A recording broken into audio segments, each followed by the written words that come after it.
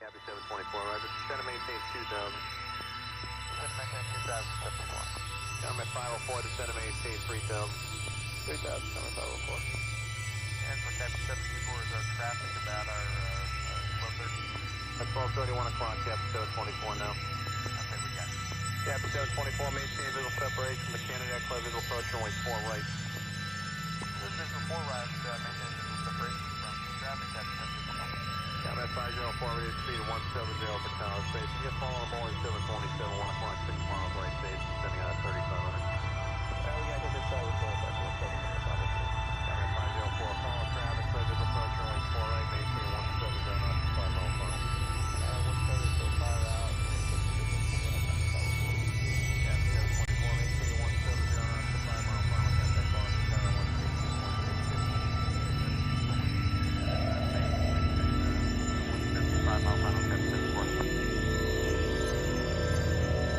Comment 504 traffic behind the left speed and Embraer 135 to the parallel runway that might take some separation from you. 504. Yeah, 570, clear visual approach runway 4 left. There you go, 57. Take a 470 traffic, 1238 miles, 3,600 descending for the parallels on our jet. I'll look at 57.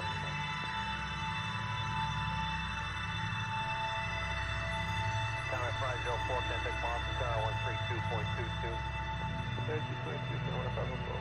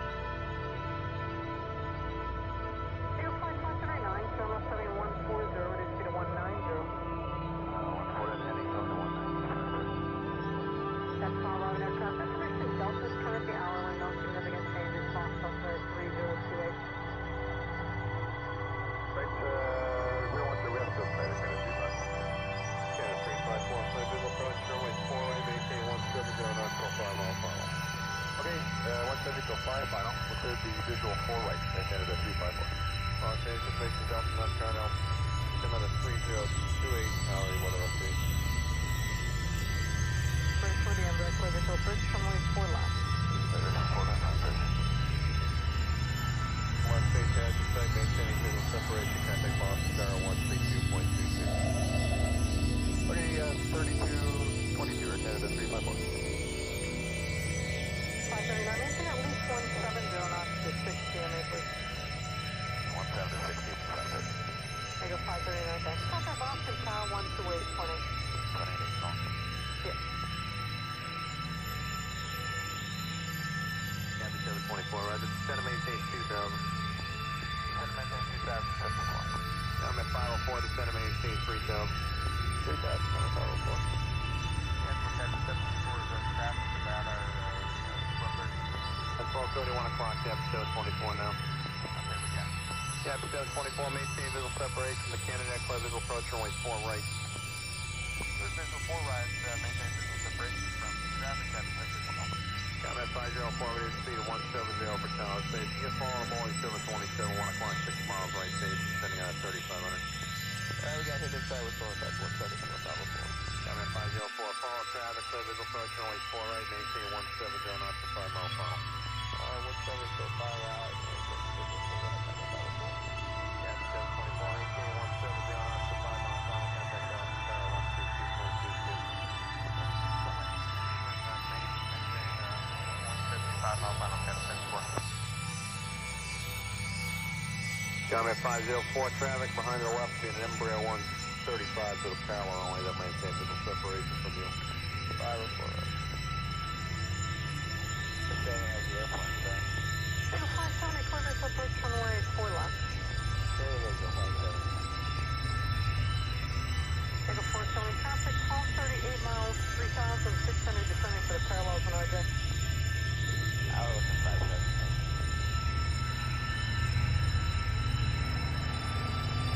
Combat 504, contact Boston Tower 132.22.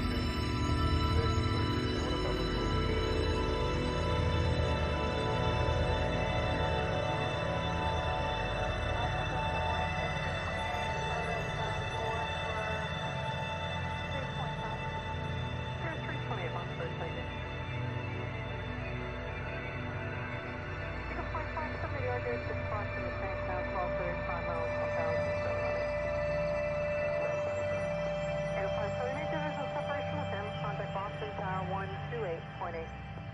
28.8, take it easy, 57. Yeah.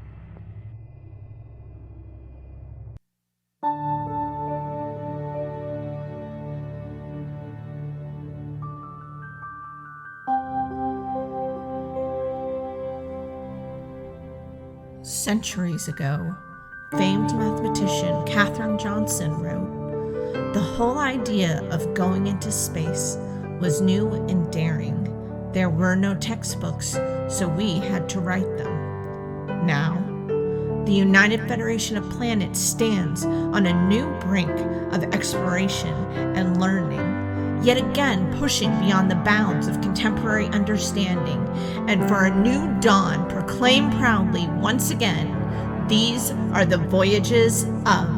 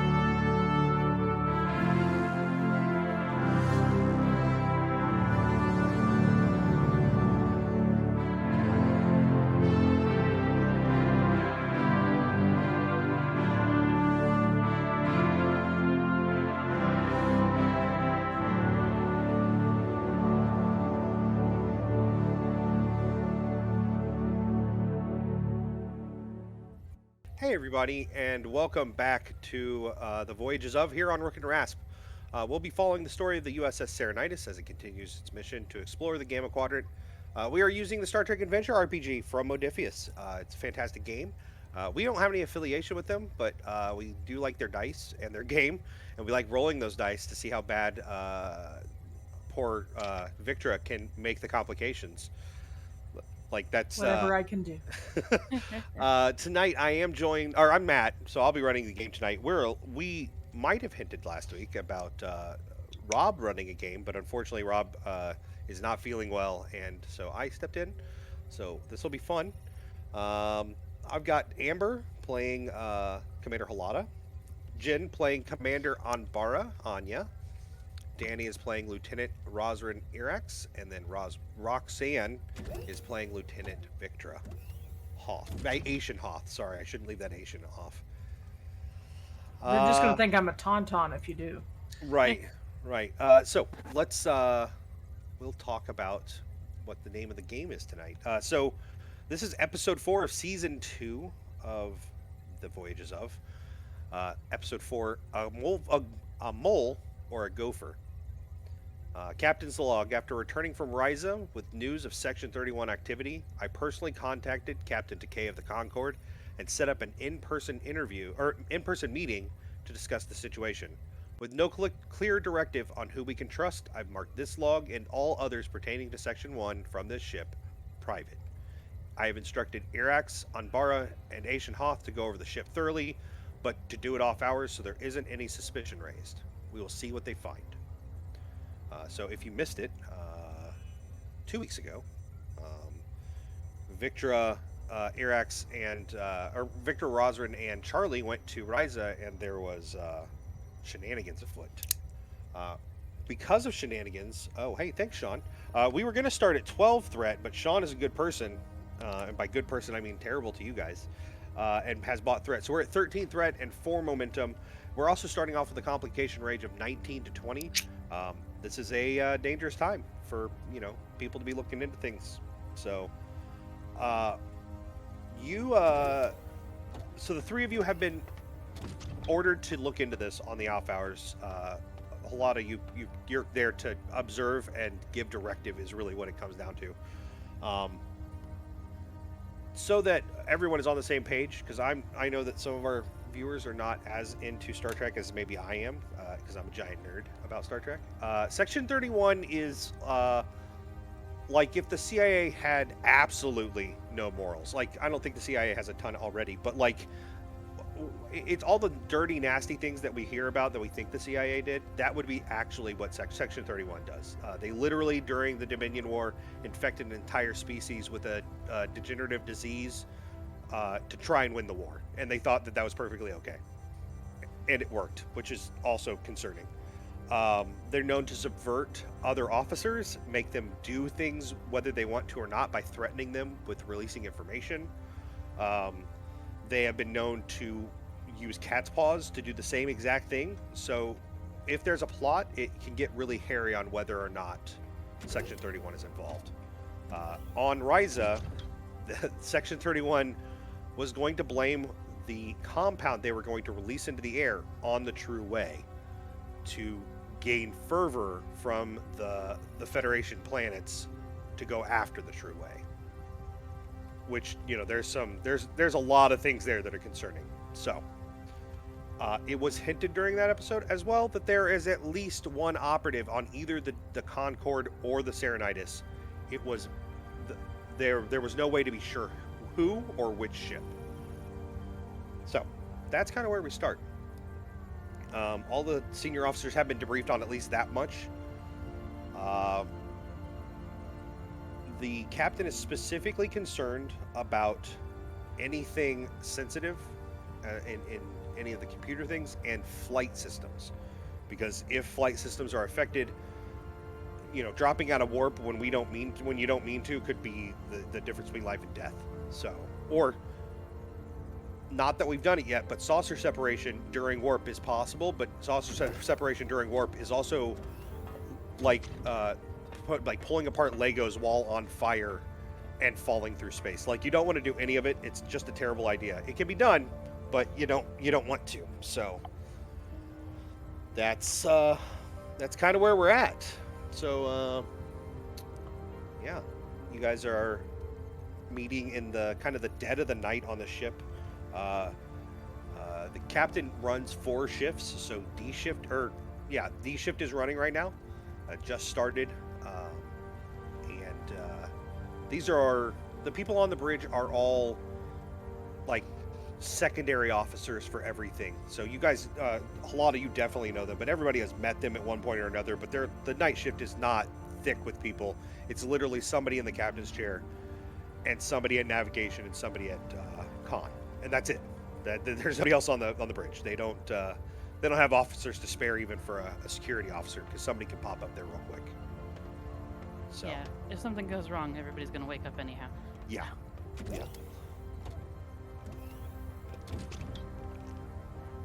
So we're trying to figure out how to do act casual while also being awake in the middle of the night. Yeah, just fly casual. It's chilling out.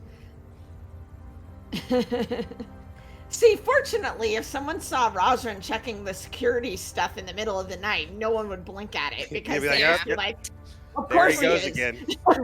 There he goes again. Similarly, I feel like Anya is the type of person that like has machines on the mind so much that like one of her officers probably has to like physically drag her away to rest. So like being told that she needs to work 24/7 effectively, she's like, all right, cool. Give me one of them Roctaginos. Not 24/7. No, you still need to sleep. Yeah, it's definitely Halada. That's just like. That's how long have you been working? that's why Anbara put that hammock down at the bottom of the warport where you can't really see it, and she just sneaks down there for a cat nap every once in a while. Well, the sound of the engines humming puts me to sleep. Yeah. Sure. As long as you actually sleep. So where do you guys want to start with your diagnostics? You've run a level 5 diagnostic. It popped some stuff that was just normal things that are off. A level 5 diagnostic is pretty thorough, though. It turns off a lot of stuff, so you had to be dead in space to run it. The captain declared it normal maintenance given the situation with the True Way. After that, the things that came back, there are inconsistencies, but this always happens with a level 5 diagnostic. People don't report things, or a report doesn't get filed correctly, or it got reported but a box didn't get checked. Like, there's a lot to go through. Anya looking over the thing and being like, Minkler. We're just gonna blame him for everything. It's fine. It's fine. He's a good sport about it. So, of the items that, because I just imagine it's kind of like when you run a virus scan on your computer and it gives you like a bunch of yellow colored things. And like half of them aren't important or relevant to what you're doing, but then there's a couple that are. So, can I, I don't know if you want me to roll, but which of the yellow options seem like they could be concerning? What I would like what you and Rosrin to do is roll, Rosrin, you roll Insight Security, and Anbara, you roll Insight Engineering. Cool. If either of the other 2 players want to help them, that's great. Just let me know who you're helping. But this is going to be kind of like going through the list and figuring out what does and does not matter. What is the difficulty? It's going to be a difficulty of 3. Okay. Anybody care? Oh, I was just going to ask if my shipboard tactical systems focus would count. No. This is going to be security files. Like, you're checking comm logs and like a bunch of stuff. Okay. Do any of my system focuses help at all, or no? Let me see. Also, can I steal momentum for a 3rd dice? Yes, you may. Go for it. Yeah, check and see what maintenance specialist says. Because that might apply. I don't remember. All right, let me find the book.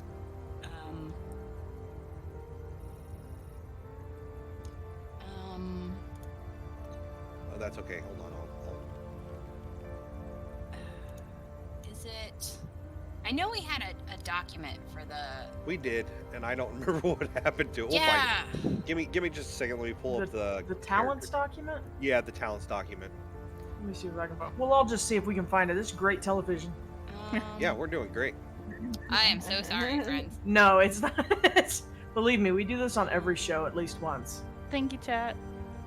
Also, Go to people chat can watch RPGs. If we don't have at least, Yeah, one if we rules don't question the argument, rules are we once. doing it right? Yeah, if we don't question the rules, they'll be pissed that we didn't question the rules. If we do Maintenance question the rules, specialist says you are an expert in conducting and directing normal day-to-day maintenance. You can reduce it by 1. I would say this would. We'll go ahead and let this apply. So the new character generator, Roxy, has a talent overview button. And oh, you can nice. Look at all of the talents at once. Oh, and I cool. kind of want That's to nice. kiss the internet now, which Yeah. I will probably get terrible diseases that way. I mean, more so than we already all have. Right, You're rolling right. the dice, Yeah. Yeah. So I will totally knock that difficulty down So a peg. for engineering, it'll be a difficulty of 2. For security, it'll be a difficulty of 3. Is anyone helping either of them? I will help with security. Are we all together? Yeah, the 4 of you have been kind of like sequestered in one of the labs that's not being used right now and changed into like a super secret spy headquarters. Yeah, you might have a higher security than me. A lot, I'm not sure. Yeah, mine's 3. Yeah, I think that's all I'm at too. But yeah, Was do it- any of my foci apply, Matt? No, not so much. Was it insight or reason? I'm sorry. Insight. Insight. Thank you. May I use don't know why I asked a for the momentum? same. Does anybody mind? Yeah, Because go I'm for it. getting 2 dice, and I would like 3. Yeah, no, you go for it for sure.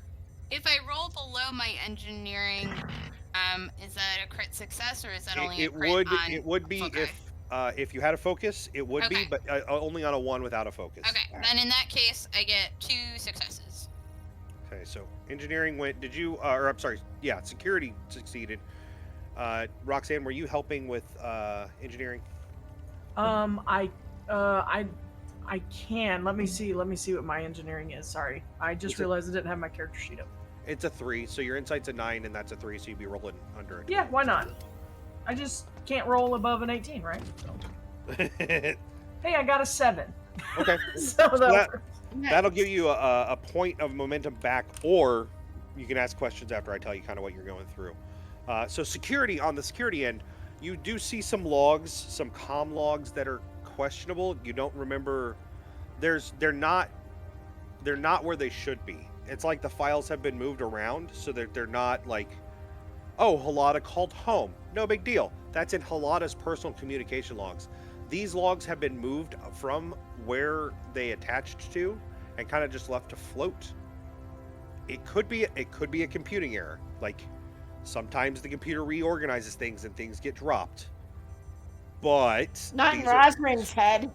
Yeah. We're all Not on Rosmarin's hyper head. paranoid right now. So The there's problem no... is that the files Join themselves, me. the files themselves don't have the proper metadata, which might be why they were dropped too. So they don't have the metadata on who made the call, where the call went, but just that there was a timestamp and date that a communication was initiated and it went to the Alpha Quadrant. So we are looking for any patterns in that, I guess, would be the Yeah, first so step, right? what you do see is after every engagement with the True Way, within 48 hours, there was one of these made. And after Tox came back from dealing with his family things, within 12 hours of that, within 12 hours of Tox putting foot on the ship, there was another one made.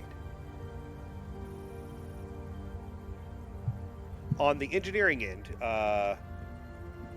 you guys, as you're going through, what you see are kind of... There's not a virus in the system. However, either the programming has corrupted itself, which, again, occasionally happens. You just got to correct it, pull out the bad, put in the good. Or someone has inserted in kind of like a timed code that will fall apart when the time is right, and you can't really tell if it's set in there or if it's just going to naturally fall apart on its own. It's very, very thick programming work. Do you want to spend that momentum you guys got for more information? I think we should. Mhm. Okay. Do you have any questions specifically you want to ask, or do you just want me to kind of give you a little bit of an overview? Can we tell what that program is designed to do before it falls apart? So, the program itself isn't necessarily. It's not that the program is designed to do something. It's more that it's creating connections like it should, and then those connections will not be made once it falls apart. What you can tell is that it attaches directly into red alert. So that when red alert goes off, there are several things that happen within the ship automatically. You push a button on, like Victor, you know this, you push a button on the con, and like 6 things happen automatically. People are called to station, the shields go up, the battle bridge is manned. Like there's a bunch of things that happen. And basically now, if this code falls off, when Victor hits that button, the red lights will flash, and that is the only damn thing that's going to happen. Oh, well, that's not great. I don't like that at all. Sabotage. That's It's what we're doing. and it honestly is a very difficult thing to tell if it is sabotage or not. It Is just there Oh, Roger's made up his mind. See, you is say there that. a way You say that, but it. is there a way that Anya can alter the code so that way it seems like it did its thing and has been purged from the system, but actually it just isolates that specific code so we can study it and track it? sure. You're gonna roll control and engineering. Okay.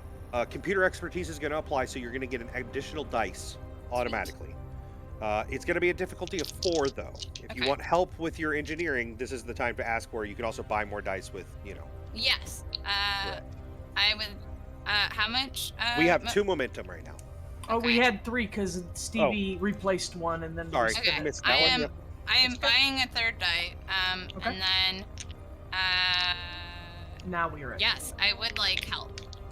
So that'll actually put you at 4 dice then, because you get one Yes. for free and then you buy one. If you want someone to assist you, anybody can. It doesn't. I have a 3 in engineering again. If Sure. that's as good as anybody's got.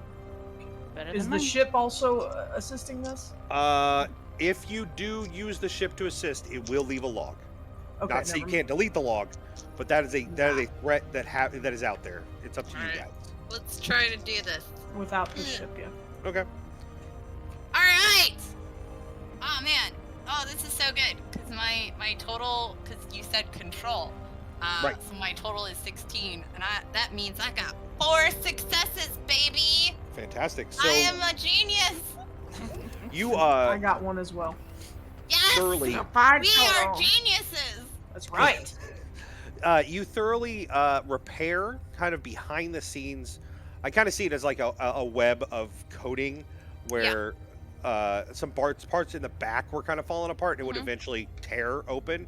You repair it, but leave it looking without very Oh yeah. in-depth look.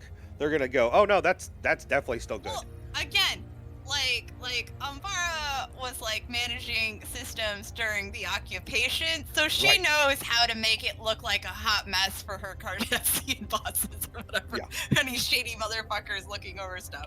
Oh, sorry. Cussing is allowed. You Oh, did okay. you did earn 1 momentum from that, so that puts you guys back. Hell to yeah. Okay, cool. 40. So I have one question kind of out of character. yeah. Earlier when they did the security roll, you said one of these things was happened when Tox returned to the ship one time, and then there was an incident before that. And So there are 4 of them that have, or not 4. I don't know how many times you guys have interacted with the True A directly, but Too every many. time you interacted with the True A directly, within 48 hours, okay. there was communication with the Alpha Quadrant that doesn't have a home. And then once when Tox came back from the Alpha Quadrant after dealing with his family situation, there within 12 hours there's another one that's just sitting there. None of these are connected to anybody in particular, but that's the only big thing that happened during that time was Tox coming back. Okay. Within a 72-hour period before that. Otherwise, during that time, the ship was literally like, oh look, a nebula. Scan. Right. And like nothing important was happening during that time. Okay, and we can't figure out where those communications are coming from. You cannot, but that is the pattern that they picked up on there. Okay, cool. I just want to make sure that I was understanding appropriately. Sure, absolutely. I'm assuming Starfleet is not the level of intrusive where those are recorded, so it's just there's. They should be. They are that intrusive. Okay. Because you can trust Starfleet. Great. Like, as in you're in the military, so everything's going to be time, date, stamped with everything you need to know about it in the metadata. But files losing their metadata is not unheard of. It is something that happens on a uncomfortably semi-regular basis. And uncomfortable for, like, the security officer. Everybody else is like, yeah, it's going to happen. What are you going to do? And Roswell's over there like, no. What happened was... Yeah. So if we try to listen to it, it basically just comes back with... Well, it doesn't actually... It's not even the communication itself. It's just that it logged that there was a communication. Okay. So, like, there are levels upon levels of tracking things on the ship for this very reason, to make sure that nobody screws around. But this is only part of it, so you could take the time to try and match it up. It just may not...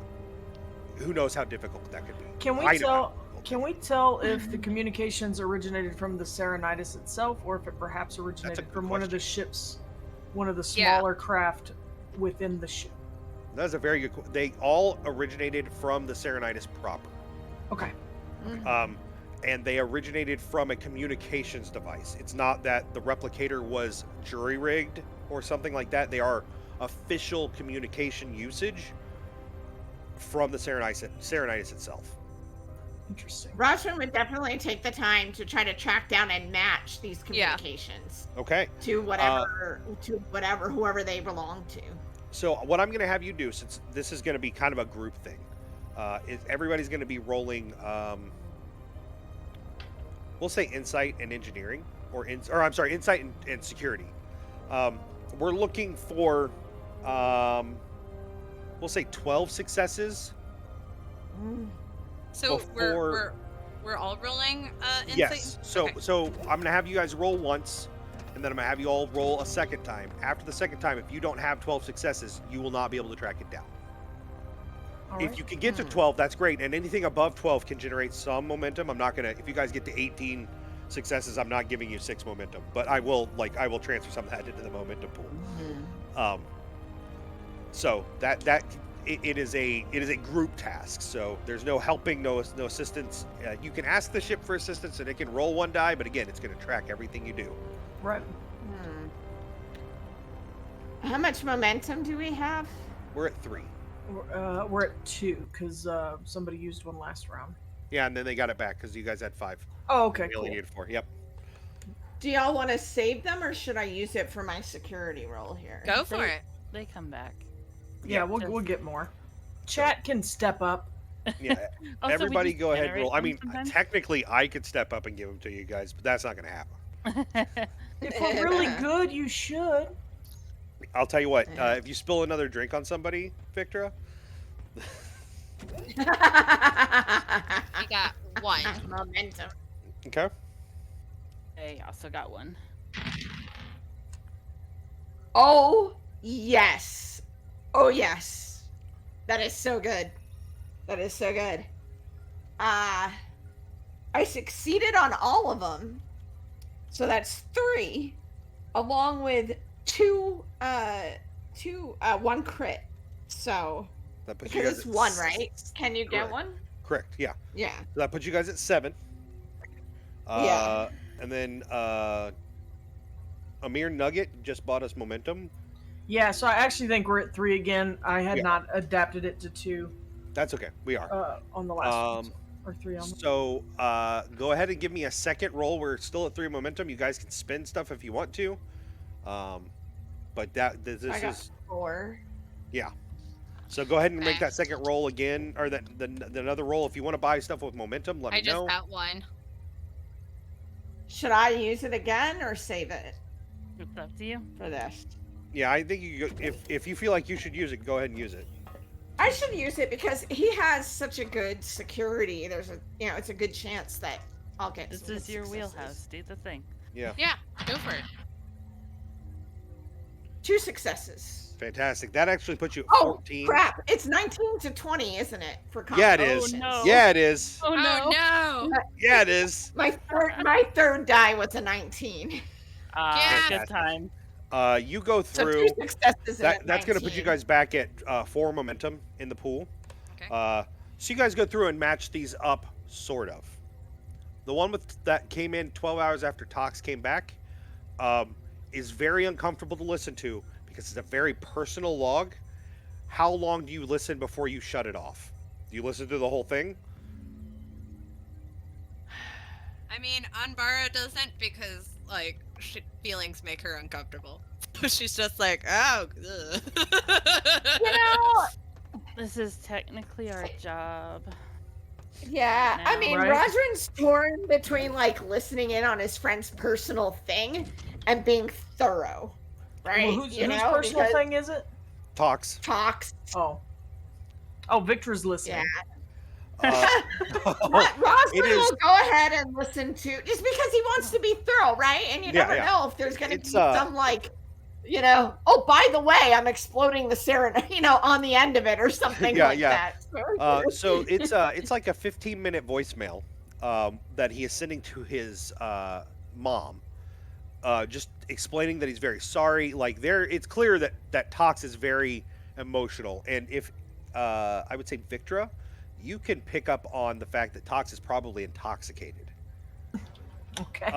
Not necessarily like the worst thing. He's obviously off duty, but there's a little bit of alcohol in him for sure, there's nothing else there. But it is a very, very personal log where he kind of exposes some of his own insecurities and concerns. He does speak highly of other crew members, the people that went with him to Boleus, but there's nothing there. The other ones connect to logs sent to Starfleet Intelligence, updating them on the true way. However, there are encrypted files within them that you cannot access and do not go to the same location. When they hit the last relay before Earth, there's a program designed to send those encrypted files somewhere else. Is there a way to, again, like, because we have the code isolated and everything, is there a way to, like, create a like, trigger it with a dummy thing to trace where it's going? You can try that. I will say that you could also program into the computer without much of an issue to flag anything else that sends off an encrypted packet. Yes. Then let's do that. So let's call that. That we'll have you do that. That's going to be daring and engineering. It's going to be a difficulty of 1. Okay. Cool. Oh, and you get an extra dice because of computer expertise. Hell yeah. Oh no. So the good news is I got 2 successes. Fantastic. The bad news is I rolled a 20. Fantastic. So that's going to put you guys at 5 momentum. I'm just going to take that as threat. That'll put me at 14 threat. So yeah, you program in to a couple of places just in case one gets found. That anytime communication goes out, it checks really quick for secondary packages. If it detects them, it's just going to notify you. It doesn't do anything else. This is a check the bag while it goes out the door kind of thing. If you want to try and track where the packets go, it is going to be a difficult task. Okay. Because of the distance, you're going to have to go through like 18 relays, and each relay is going to up the difficulty, not by 1, but like it makes it so much harder every time you get farther from the Serenitis. It would be something that you definitely can do, but it's going to take a lot of time to make sure you do it right. And if you send an empty packet, you might alert someone on the other end what's going on. Well, I mean, but I could make it look like it got corrupted in transit, because if it's going through that many relays, then, like, data loss is just going to happen. Ugh. I can also probably set it up so that way each of the relays causes consistent data loss in case that goes through the other way or something like that. I would also say that it would be fair to say that they have everyone in Section 31 has Rosrin's level of paranoia. Yeah. So anything That's you fair. do to make it look weird, that can quickly alert them to kind of what you're doing, Okay. or at least make them look into it. So if you want to remain covert, this may not be the best option, but Okay. that's up to you. Okay. So there's- I make this proposition to the team. Can you set it up to track it when they send another communication? You definitely can. We did that, didn't we? No, you already? just have it checking Okay. the bag to see if there is Okay. one. You Okay. could then have that trigger Yeah. a secondary program. Okay. Sure. Yeah, I mean, just have it like you don't even need to send like a packet on Okay. necessarily if that's risky. You can Okay. just have it like check the address, right? I mean, is Alright. that something you can do? Like, Or even if it goes on from there, we can kind of take it in pieces and to not alert anybody, you know, basically just like check and see if there is something, check the address and send it on. And then if that's another relay, we can, you know, go from there until we track it back to where it is. Okay. I- Let's do it. I'm assuming this is all like data. There's no like voice we can try to listen to and recognize. It's updates on the true way. So I think they are voice things, but I think it's one Yeah, thing with it's it logged. can include personal and official logs as well as data on it. I would say if you want to spend the time to quickly listen through some of them, you can give me a presence and let's go insight and half presence roll. Okay. So Jen, this is a thing we're doing now in the suggested new rules is that when it doesn't fit one of the 6 departments, you can take 2 attributes and half one of them, and that is your score you're rolling under. And you only crit on once. So Okay. Yeah. Interesting. Round down. yes.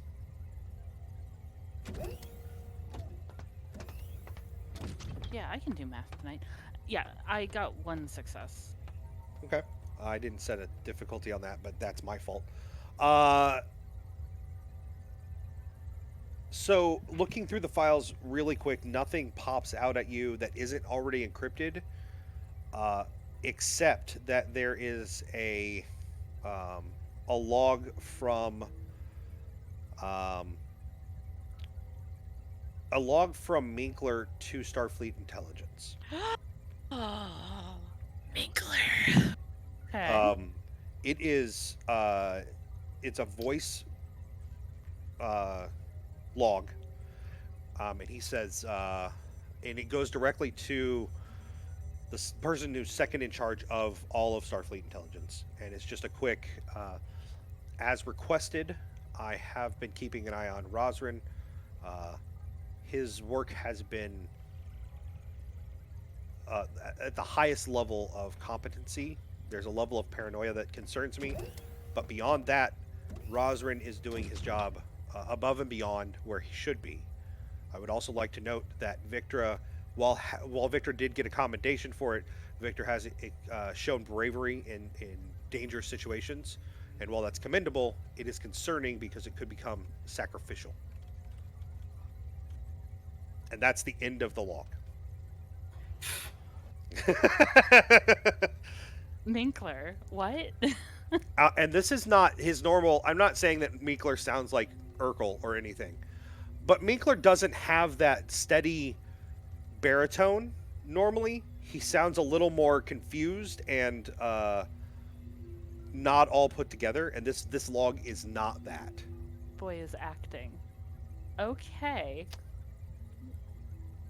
Horizon raises an eyebrow. So I think we need to talk to him.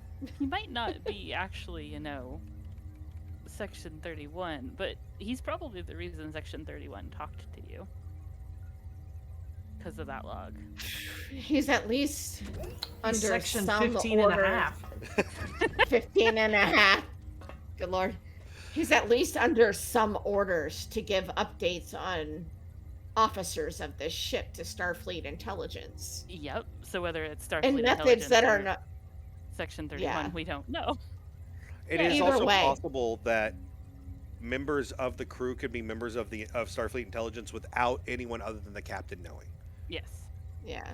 Like, not even the first officer may know in some situations. A lot of you are aware of a few of them that are quote unquote undercover, but it's mostly like crewmen, not officers.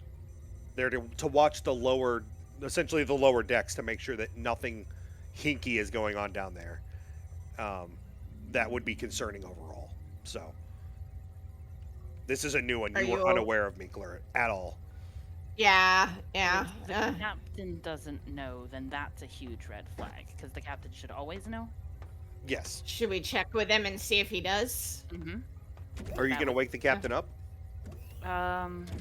No, because we are trying not to draw attention to ourselves. Yeah. Yeah. Just We'll like bring it whenever up I have later. my next normal meeting with him. Perfectly normal, natural meeting. Just like, hey, Cap, like, man, these Raktaginos, super great. Also, are you aware of this potential spy in your midst? Anyway, so yeah, like, I think that cream from, Delta 9 is super great. Also, what should we do about this spy in our midst? But man, smooth as shit. Super casual. Super cash. Keeping it cash. Super cash.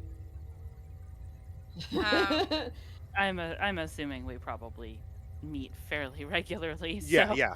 You'll meet at the I beginning mean, of the shift for sure. Yeah, I mean, if there's nothing else for us, I mean, yeah, Rajman would agree. Like, let's just tell him next time, and we'll hold on to that. But I would definitely want to speak to Minkler myself if do you he guys is not. still want me to do the tracing thing? Yeah. Okay, cool. Mm-hmm. So are you going to put it in there? How are you doing the tracing thing? Are you setting something up so that the next time something goes out, it watches it, or are you going to yes. push something? Okay. So basically, like, sort of like the computer version of like a Home Alone trap where, like, it's like it goes to leave and then it steps in paint and then there's footprints that you can follow. Yeah. So why don't we have you? It's going to be a difficulty 2. It's going to be daring and engineering. Okay. And computer expertise will. Cool. Yep. So give you a third dice. All right. Let's go. Ooh, those are good rolls. All right. I got 3 successes. Okay, so that will give you one more momentum, putting you at 6. Hell yeah. And yeah, you set it up. It should be undetectable unless they find that program. But you have, again, hidden it in a couple places. It's no one single place. I am a genius, Yeah. Yeah. So yeah, that's all set up. Beyond those logs, there's not a lot that stood out from the diagnostic. To set up the kind of programming that is in there, whoever did it has to have at least officer connection, like to be able to go around and do it. So that cuts off a big chunk of the crew. Like, about half of the crew is not officers, but they are still in the military. There's a chunk of people on the ship that are civilians or civilian contractors. And then about half of the ship is officers. Or I'm sorry, that's not how math works, Matt. About 3/8 of the ship are officers. So yeah, it narrows it down unless a non-officer got officer access through. Yeah. Somebody else. I don't like thinking like this, Rosrin. How do you do this all the time?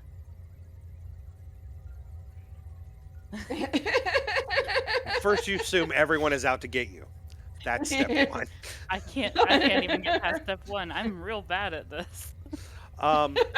You could run through all 832 logins and see if someone has improper access. I mean, Rosman would vote for that. I mean, Rosman would vote for that because that's who he there is. has to be a program like that we can create to do that for us. Yeah. Don't trust a program. Come on. I trust a definitely- program We just more found than I trust programs far more than I trust people. People make mistakes. Programs you make could- mistakes, Yeah, only if you but program people them make and program programs. in them. You could definitely program something that would look through it.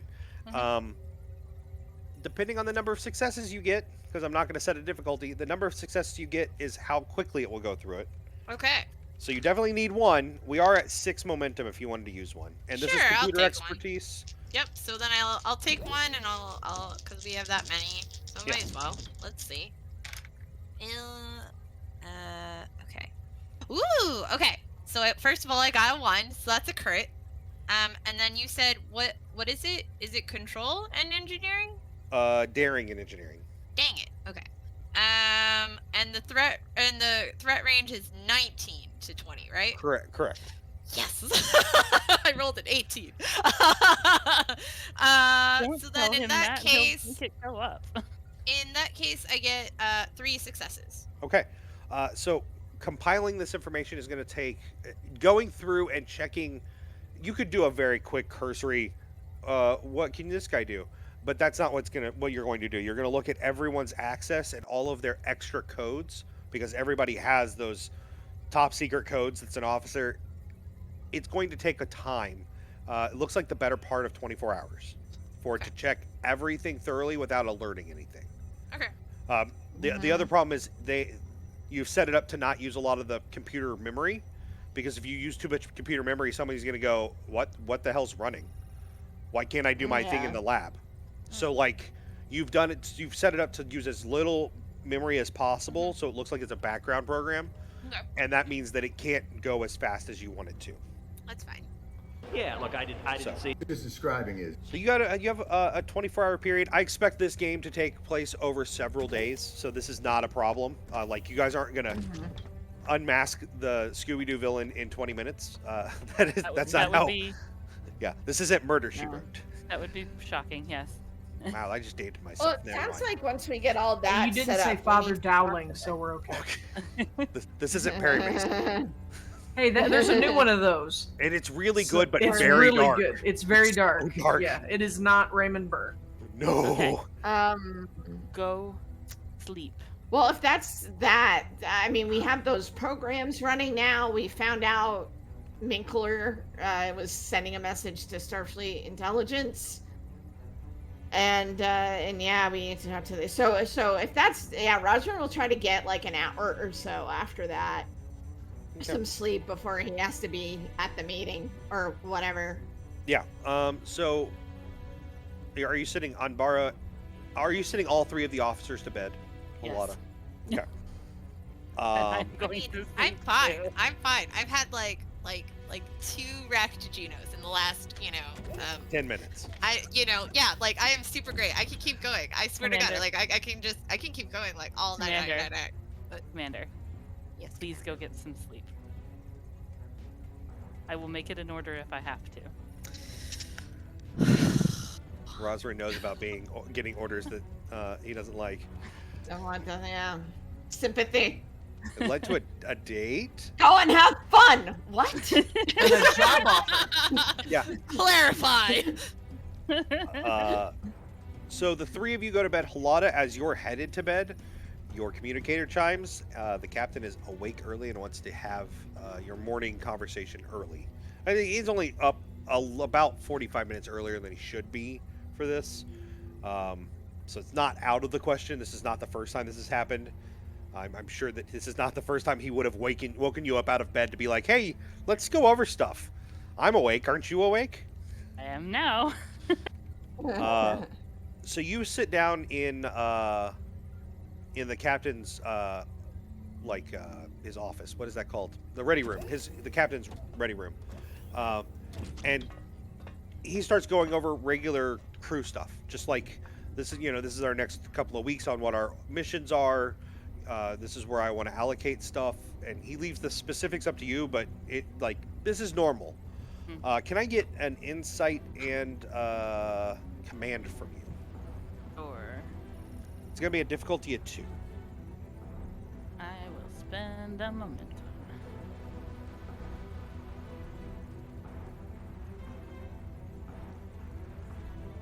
Be nice, That guys. puts us down at 4. I got 3 successes. 3 successes. So that pushes back at 5.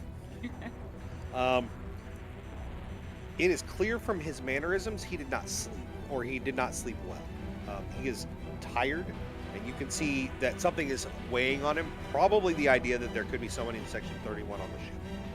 Sure, I think that's weighing on everybody. Who knows? Do I know, what stimulant drink he likes? He's already got a some sort of weird chai thing from Denobula on his desk.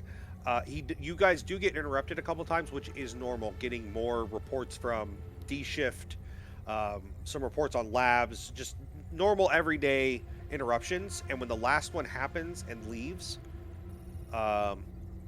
he just says quietly, "Computer locked door," and then he says, "Commander, let's go ahead and discuss what you found." Absolutely.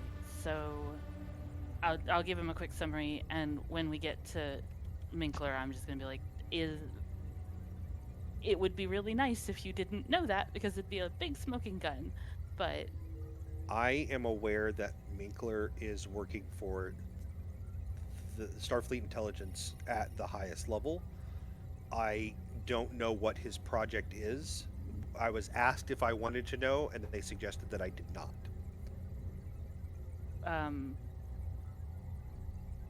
I may at this point. That sounds like Section 31 would do. If you want, I could still keep that to myself. It's fine. I feel that given the situation, if you don't tell Rosrin something, Rosrin will find it anyway. Rosrin was there when we listened to it. Right, but if you don't tell Rosrin this, yeah, then Rosrin's gonna probably go find Minkler, hang him upside down in the holodeck, and ask him questions until Minkler spills. Yeah. So I will let Rosrin know that this is something you're aware of. I still am gonna want to keep an eye on him, because the information he sent definitely had that little follow-on packet on it too, and that doesn't mean he did it, but I think he's a real good actor. The programs you've set up, I think, are solid, and that's those are good choices. Have you gone through any of the navigation or con systems? And you guys haven't yet. No. You guys spent most of the night working on this, so that's not out of The engineering and security, yeah. We have not gone through those yet. Okay.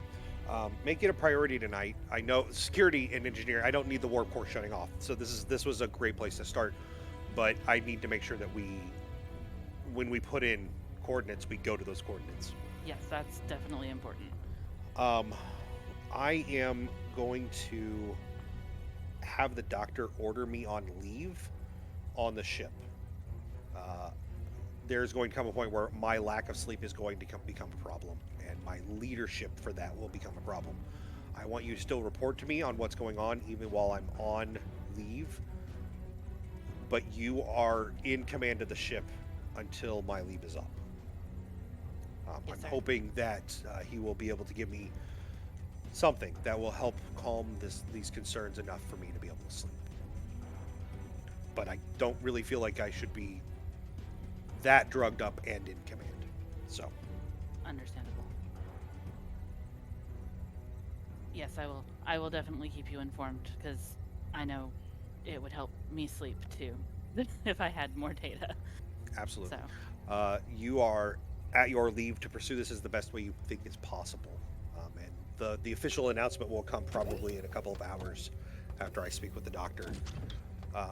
And it's, as he says, when I speak with the doctor, you hear a thump on the door, like someone walked into it, expecting it to open. And he says, the captain says, "Are we done?" Yes, we're done. And he says, "Computer, unlock door. Come." And the door opens, and it's Minkler holding the morning security report. This is something, he's not always the same person that comes in, but he's just has it this time. And he says, sorry, Captain. Is the door okay? I know we had that big, like, scan on the ship. Is everything going all right? I don't know, but is the door okay? You just ran into it. Thanks, 80s mom. The captain and I were discussing something personal to me. Oh, I apologize, Commander. And he hands over the report, and he says, "You need anything else of me today?" No, thank you. Thanks. And he turns and kind of leaves.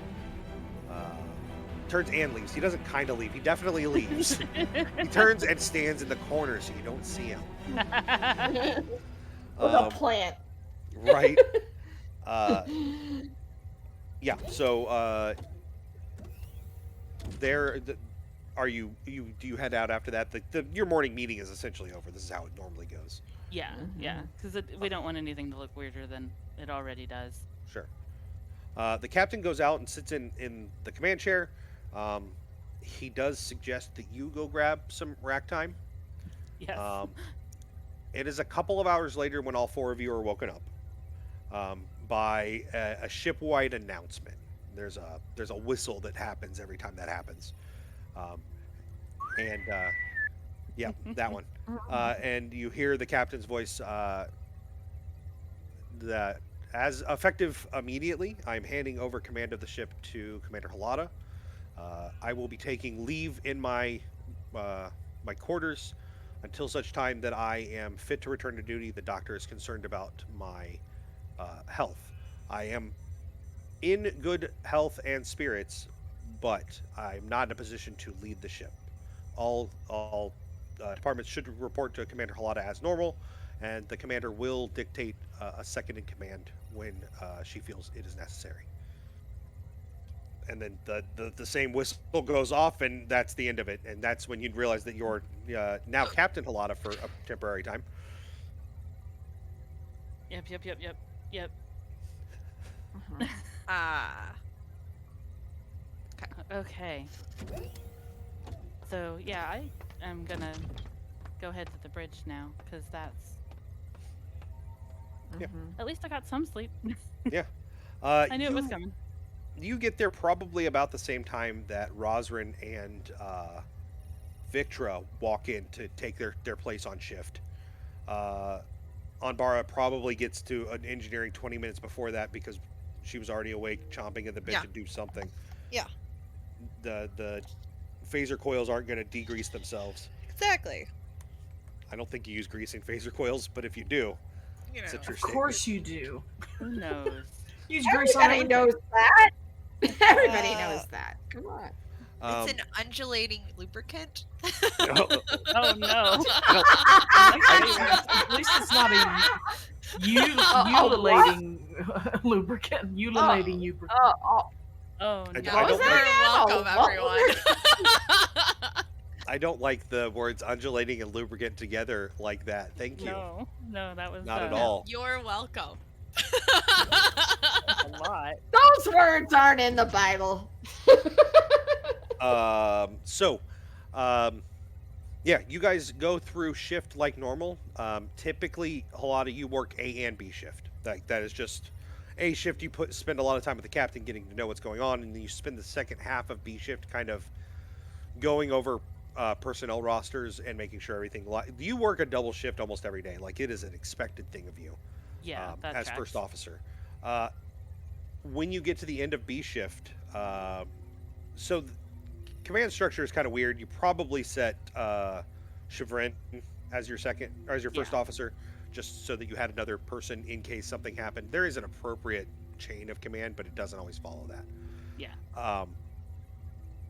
As you come to the end of B shift, Chevron comes on the bridge and moves to take the chair from you. And when you don't move quick enough, he says, Captain, you do need rest. You're not wrong. And once you get up, he sits down and has full control of the ship. It's very clear that this is not something. This isn't his first time doing it. Yeah, so he seems right at home. Experience there. Yeah, so it is 8-ish o'clock. So to give an idea, like the ship runs on whatever time frame it damn well pleases, because that's how starships work. But it's essentially late dinner time. Where do you head? I'm probably gonna like head to get dinner and then take a nap before more research. Okay. Because like I am a cat. I want to sleep. Right. Rosrin, how about you? You don't always work 2 shifts, but you know, what have you been doing once you were off shift? Okay. Yeah, definitely when he was on shift, he was keeping track of everybody's keystrokes over there. Like, okay. So, but after shift, his plan is definitely similar to Halada's. Like, grab some food, you know, grab a quick nap, and prepare to start looking through the other stuff. Okay. The other systems. Victra, you never work a double shift. You're just Never. in it, and you're not you're in charge of stuff, but you have other people for that. Like, what do you do once you're off ship? I probably go play a game of space checkers with somebody in the in the dappled dough, Okay. and have a synthahol drink, and then I probably go and hang out, and I'm sure I have like a training routine down in the rec area, and I work out, and then I in the dapple dough while you're kind of playing your what do you call them? Speckers. Speckers. When Tox walks in, do you meet his eyes? Like, probably. Having listened, okay, so you don't act like anything is up. No, Like, no, okay. I'll look at him. Okay, yeah, he smiles and waves and leaves you to your speckers, and he grabs a drink and chats and laughs with people. Like, it's normal every day for Tox. Yeah, Victor won't say anything. It was kind of sad, so she was like, "I'm not gonna pick on you, I guess, but I am gonna. This I'm time. gonna save that." Oh man, Anya totally would. So, Anya, you spend 12 hours in. You spend both shifts working, and about 20 minutes into C shift, you get called by the bridge. Okay. And it is Chevrin. He says, Commander Anbara, you're off duty as of now. Get out of engineering. Get out of engineering. I'm tracking your comm badge. If I find it in engineering, I'm coming down there. Aye. And she gives the subordinates that look of like, if I see that any of you have put a single council out of place, we're gonna discover how to feed you to the warp core. Menard kind of comes up behind you and like, Commander, I think I've got this. Okay. We'll keep it clean. Okay. We'll keep the maintenance, keep it going. The schedules will be here too. Don't worry about the engineering. We've got it taken care of. I believe that you will do your best. And she gives him a pat on his shoulder. Oh my god. Wow, this shade. The shade. It's like she's half Cardassian or something. Right. All 4 of you kind of wake up late C shift, or early D shift, and kind of meet back in your little clandestine room. Yeah, Halada, do you want to disperse information? You're muted. Am I? I don't think so. No, you're good. You're not. Yeah, you are not now. Not now. So, while it does not discount him being part of 31, the captain was aware of Minkler. Mm-hmm.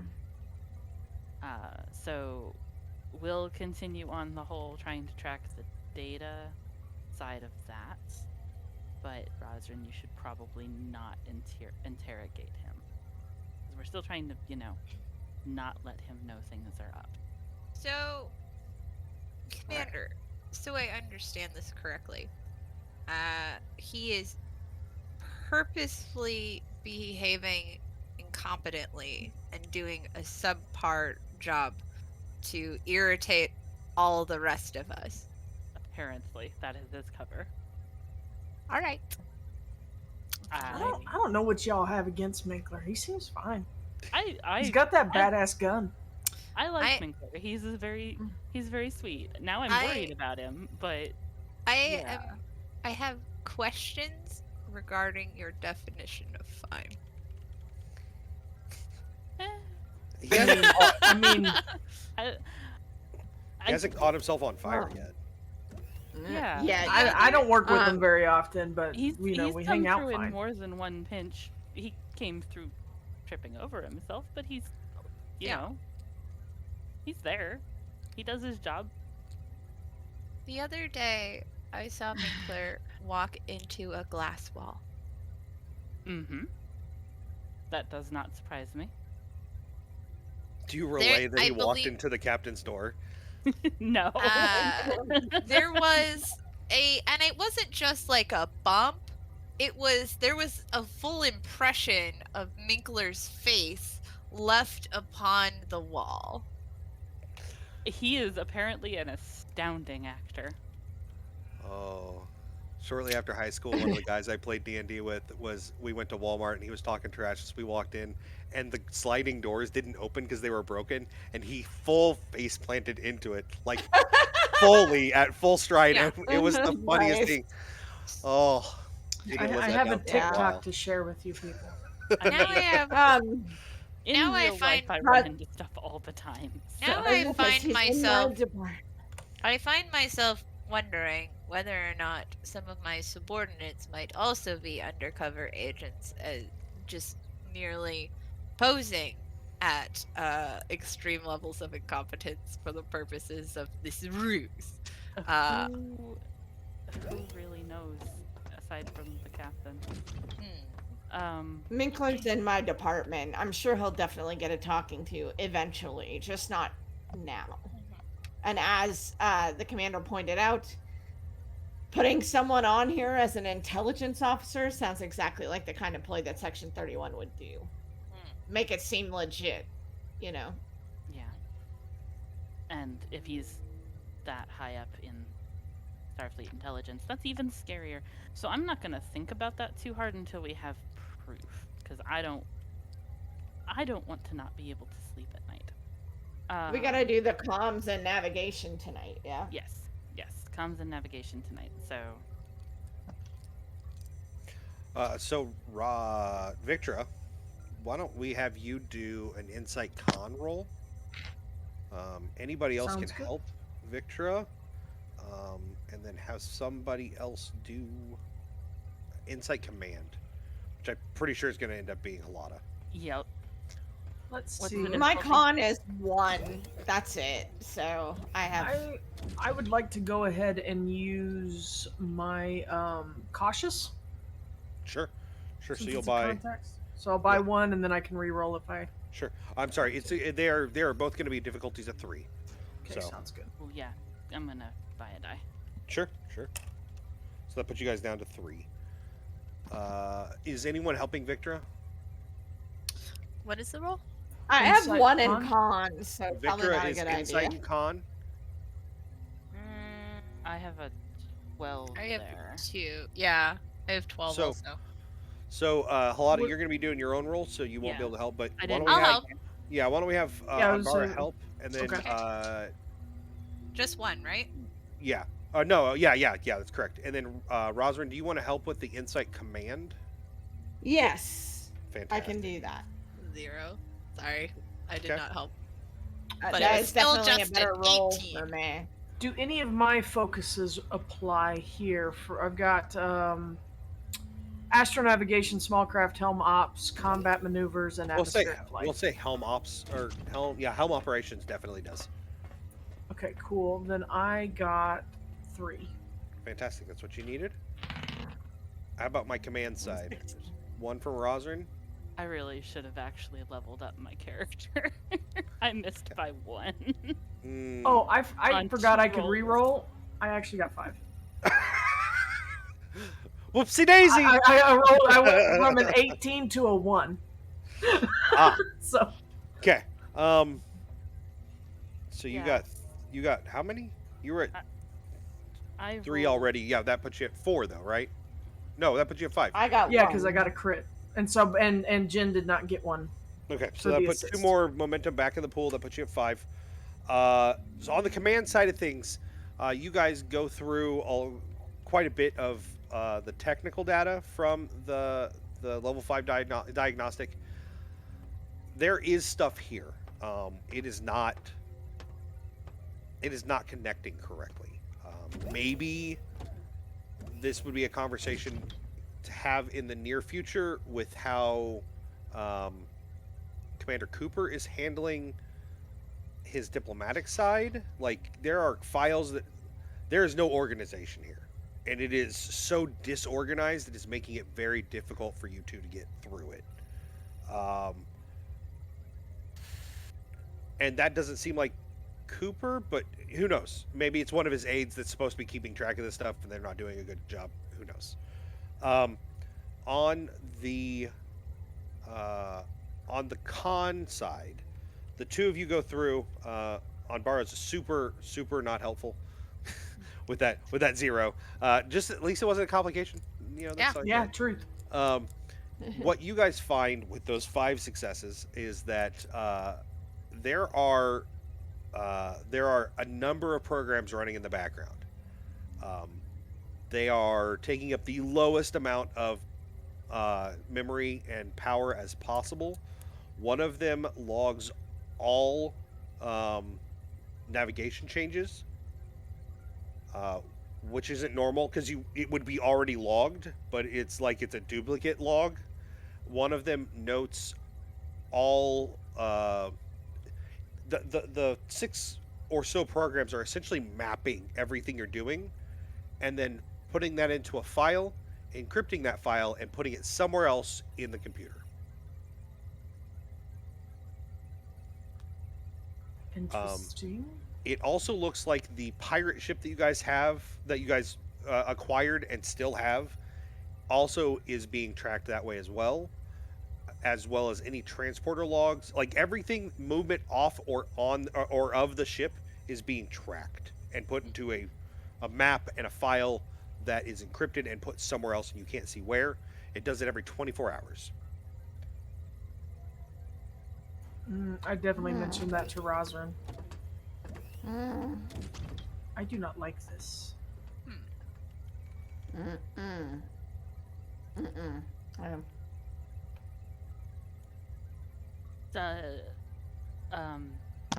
Does the encryption Well, can we match the encryption on the communication packets? That's a question for Anbara. So why don't I have Anbara? Why don't I have you roll Insight Engineering? Computer expertise is going to apply, so you'll be at 3 dice. Sweet. What's the difficulty? We'll call it a 3.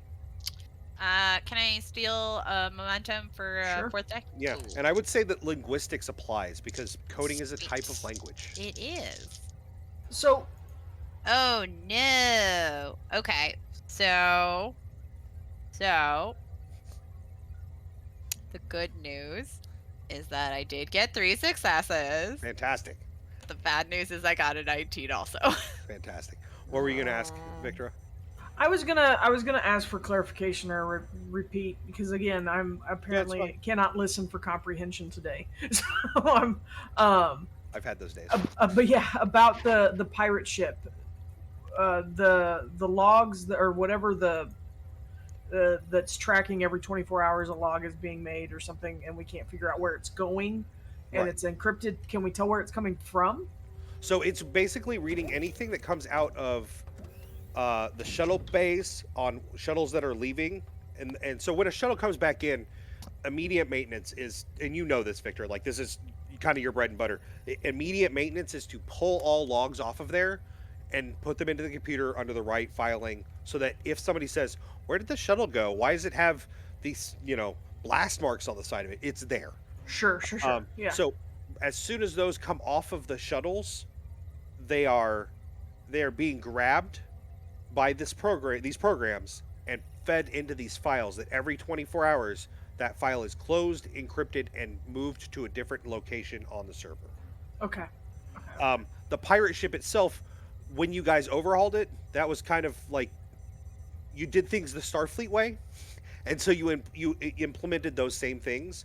It also does it on all of the worker bee shuttles. Like, it's not just the shuttles that can go to work. Right. Everything going anywhere, as soon as it hits that shuttle bay, they download all of the information straight to the hard drive, or straight to the server, so that it can be one place and not just on the shuttles.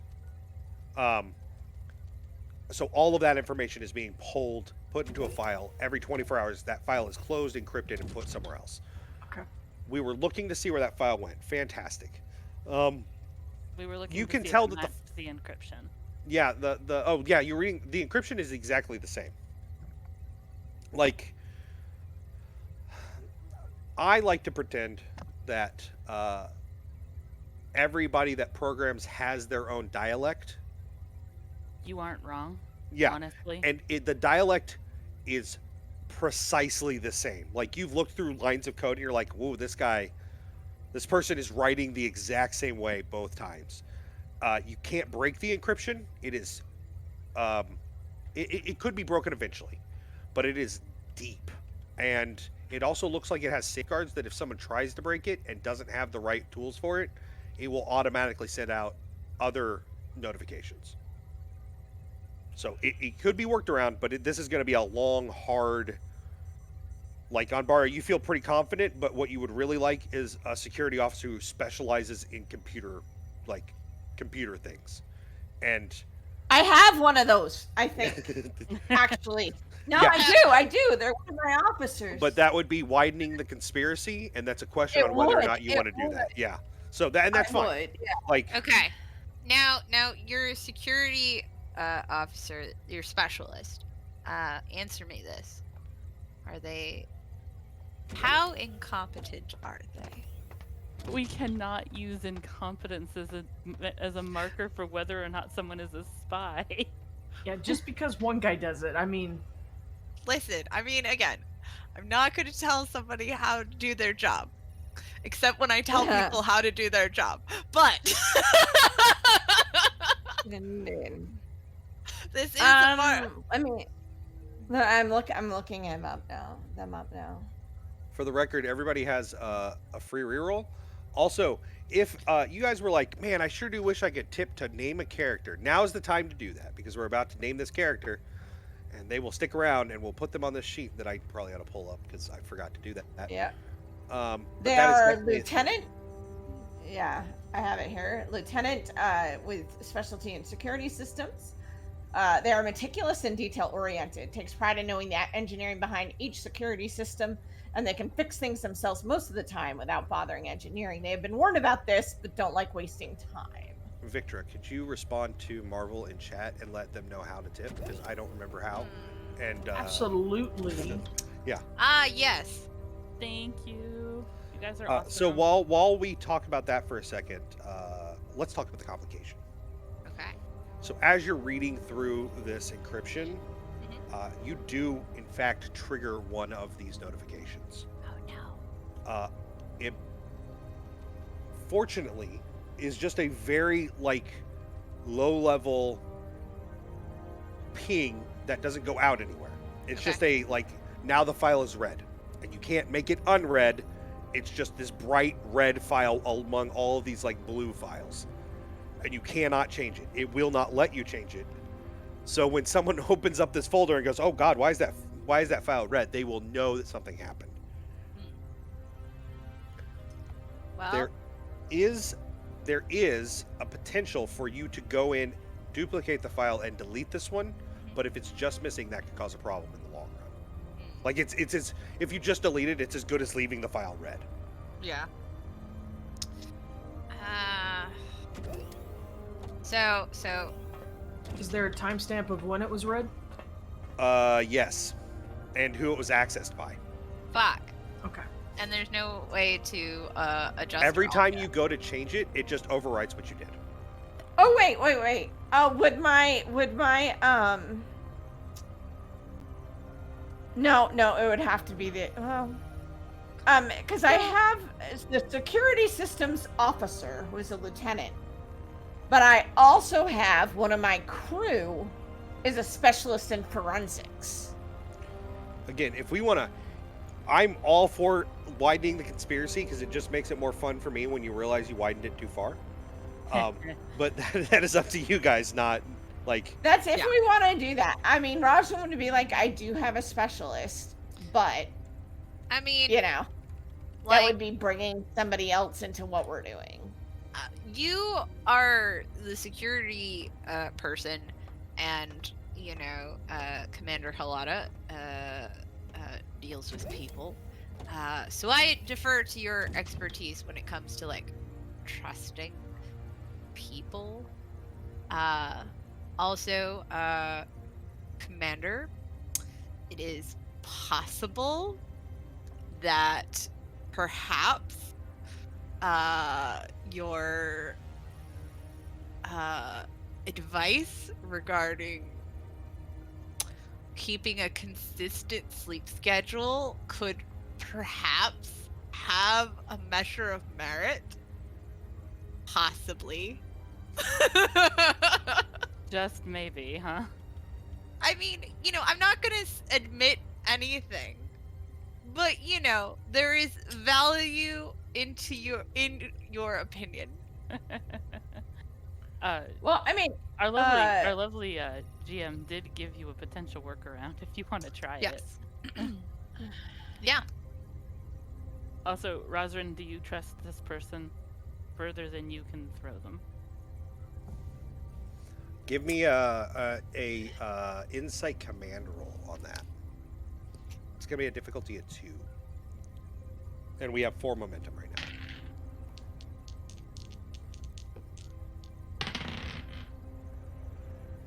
Two successes. Fantastic. So you feel pretty confident that the lieutenant is on the up and up. You haven't seen anything, but also you didn't see anything in Mankler, but you spend a lot more time with this lieutenant. Like, he is all the things you're good at, he's not necessarily the greatest at. He's still good, but not like, and then the things that you're lacking the information on and the skill in, he's good at. So you do tend to like kind of play off of him when you have questions about like computer forensics. He's really into that, and he has a lot of information there. But when it comes to like investigating things, he's less skilled. What if, just positing here, I do trust him, but I also worry for the safety of the more people who know. What if we posit this as an exercise? It's not unusual for me to give surprise exercises to my crew. Yes, that is. It's not unusual that you are paranoid as all hell. It's Yeah, not that's a fair unusual statement. that they're paranoid. I'm Not I'm unusual. I'm fairly okay with that idea. Posit it as a, exercise in case we have to encode everything. He just won't realize that it's an actual thing. And I do always instill in my officers that they should always treat these exercises as if they are real. So I'm confident he would at least put 100% effort behind it. I think that sounds like a good idea. What do you guys think? Sounds good to me. That I don't know what hopefully else keeps to the do. circle small, but also gets us more data. So Yeah. So that's how cool. So if everyone's good with that, then yeah, Roswin will go and find the lieutenant and explain that he has a training exercise for him regarding computer forensics. Fantastic. Before we get into that, we're going to take our break. It is the halfway point. I have the script for this. Why are you just not reading it, Matt? You have a whole thing you can do. Hey, we've got channel points, which you guys have been spending. They're called Cthulhu's. You can buy momentum threat and rerolls, which you guys have all been doing. That's fantastic. Thank you very much. You can tip to create NPCs. There's a link in the chat right now. It'll take you over to the thing. I don't think the donate button works on that spreadsheet, Roxy, but Oh, does it not? maybe Okay. it's not working because my computer's stupid. You might have to right click or Yeah. control click on it because it's Yeah. a dumb spreadsheet. So if you want to donate, that's a good way to do that. Honestly, there are set levels there, but if you want to donate, Yeah, whatever you lowest want. level, like, we will figure it out. I will say the more you donate, the more Minkler they'll be. I mean that's the thing that I want to remind everyone is Minkler was a $3 buy in the first half of season 1. Yeah. And Minkler has become a regular. Yeah. A Starfleet intelligence person? What? Yeah. Yeah. So What? I mean, that $3 buy-in just may evolve into something else, one of the higher tiers, even if it wasn't ever intended Yeah, to be. I will clearly state that if it means that I get to mess with my players, I will do a lot of things to a character. And quite honestly, part of it is that he's got a very memorable name. So Yeah. And when a you memorable name them, combat situation. He's got the Minkler Sprinkler. he's got the Minkler Sprinkler with his special phaser Type 2 that has been adjusted that it can do an area attack. Yeah, if you guys want to tip, like, that's, please do. Like, the money that comes to us helps kind of help out with the channel, and then it does help pay the players that are in the game, the little bit that we can pay them. And then don't forget that you want to click that follow button. If you haven't hit that already, it's a real simple thing to do. It doesn't take any time, and it's just going to tell you when we go live, so you don't have to pay attention to our Twitter. You can just look at your email. Like, nobody does. And then once you hit the follow button, you might as well just click it again, because then it'll say subscribe, and you can subscribe for free with Amazon Prime. It's called Twitch Prime, and it doesn't cost you anything because you're already paying for Amazon Prime. But it does mean that Jeffrey Bezos has to take money out of his pocket to put back in his other pocket, which is weird. But then some of that money he takes out of his pocket slips through the cracks and comes to us. So, We are in the other pocket. Yeah. We're in the other pocket just slowly grabbing pennies. Yeah. So yeah, you get a free subscription. Also, any subscription is a fantastic subscription. We really appreciate those. They do help the channel for sure. We just got a $5 tip from Marvel X42. Fantastic. So Marvel, what I'll want thanks. from you is a name and a species. If you're not familiar with the Star Trek species, let me know. I have a feeling I know what species they're going Yeah, to. I have a feeling we're about to get a Cation, and I'm perfectly fine with more Cation. Hey, go get. Oh my gosh. Go I'm get Saul, or excited. I can grab Duke. Yeah, that's right. Your lieutenant is here. But yeah, definitely follow and subscribe if you can. Follow for sure, but if subscribe if you can, we appreciate that. We're going to be gone for 10 minutes, stretch our legs, go to the bathroom, get something to drink, and then we will be back with more paranoia and concern. Sounds like a great time. We will see you guys in just a few minutes. See ya. Hi, we're here. Oh, Hi. hey. Oh, hey, we're back. Oh, Sorry, guys. well. Hey, did I mention that tomorrow we have By Leaps and Bounties? I didn't because it's in the script for now. So tomorrow night, Danny will be running By Leaps and Bounties. This is episode 4 of the new season. 3. Yep. It's 4. Okay. Roxy's on that one. Also, Allah, who I absolutely think is great and get to play with when we play Illuminated Page. Soon. On there. John, who is our voice in the ether that we never get to really see, but he hovers back there talking to us. He's also on it. And then it's Michael, right? Yep. Yeah. Michael Tipton. Yeah, Michael's good people. I like Michael. He is a member of my ship, I guess, if I pay my dues. So, so yeah, you should come out tomorrow night it is 7 p.m. still, right? Yep. Yep, 7 And it's p.m. a 4-hour show. Yeah, 7 p.m. Eastern, 4 p.m. Pacific if you live way over yonder. That'll be on Tuesday. We don't have anything again until Monday, and that'll be episode 5 of this season. I'm not sure what's going to happen. We were supposed to have a different storyteller tonight. Sickness happened, and this was going to be a 2-parter, and this is not what he intended for for the first part of a 2-parter. So he's going to rework his second part, and then we're going to move that 2-parter to later. It's Sounds just like good. real TV production. They just shift things around. Yeah. So, but we will have something next week from Rob. Rob will be running, and I believe that people are back. I believe that Anbara is back.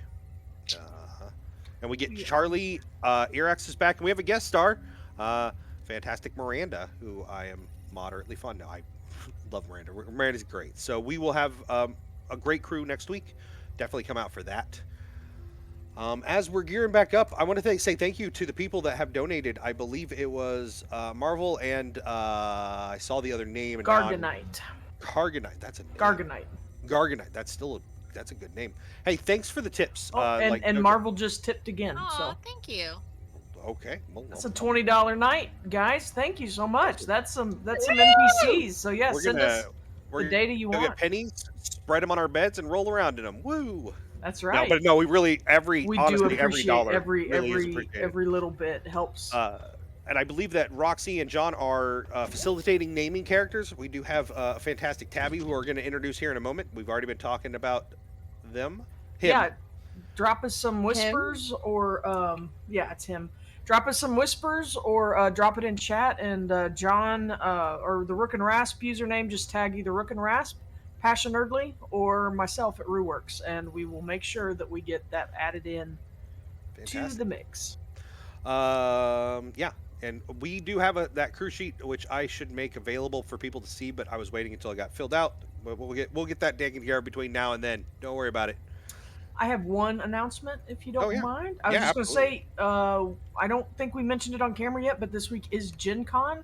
Several of us will be around Indianapolis, and in the convention hall, a lot of us some of us are going to be in vendor booths. So Jen will be. I will be in a candle booth shilling scented candles. And amazing scented candles. I would also like to say that Jen's art is fantastic. It is. I am like desperately waiting for this shirt that will be here hopefully soon. I think because you got the Lich one, right? Yeah, so I'm picking up the reprint for that one tomorrow, so I'm going to be shooting to get all of them out, or at least as many as I can fill before I leave for Gen That's Con. all fair. So definitely check us out. I know that there will be a lot of us there. If you want to talk to us about like hanging out at Gen Con, you can get over on the Discord. You want to put an ! Discord on the thing, and it'll pop right up and tell you how to get there. And you could just say, "Hey, Roxy, I want to talk about Gen Con," and she'll put you in the right group so you see the right thing. That's absolutely right. And we have a fantastic Discord community. Like, it is super, like, a bunch of really good people. There's a lot of fun. If you're not there, you're missing out on the gift train. That dwarf one from earlier, it just embodied Anbara every bit of who Anbara is. Yeah. But now I have to see. Oh, it says, how do you tolerate working with all these dick buckets? Yeah, if you don't follow Swear Trek on Twitter, I highly recommend Swear Trek. And if you just gift search Swear Trek, all one word, I believe, you can get any host of the best swearing Star Trek GIFs. So GIFs. So definitely check out the Discord. It's totally worth it. That's not even in my script. Why do I not have Discord in my script? We have a lot of fun over there, y'all. There's a lot of stuff going on, but you can just mute what you don't want. Definitely. I'm very quiet, but if you tag me, I will respond. Yeah, I have exactly. I have to go unmute Powered by the Apocalypse because I signed up to run something for Magpie Games because I felt bad for them. They had a bunch of storytellers just drop. And they didn't get quite enough volunteers either. Yeah. This is the first Gen Con I'm not working in a long time. It's going to be weird. This is the first one I'm working at all. So this is... You worked the last one with me. You ran some Star Trek. Well, that's true. Yeah, I was thinking booths, but yeah. No, we do sell Star Trek scents, and we have a Lich Yard scent this year because of the whole Vecna craze, and we have a Dune scent called named by our one and only John at Rick and Rasp here. It's The Spice Must Glow. Ooh, I love that. Yes. Yeah, he's clever. I'm gonna get my Lich candle and wear it with my Lich shirt. There you go. Nice. So yeah, definitely check us out at Gen Con. If you get on to Rook and Rasp and you want to ping somebody, feel free to ping one of us and say, hey, if you're going to be at Gen Con, I want to meet you, and I will tell you where I will be wandering around aimlessly, because this is the first year that I'm only running one game in a, I guess I took a year off too, but yeah.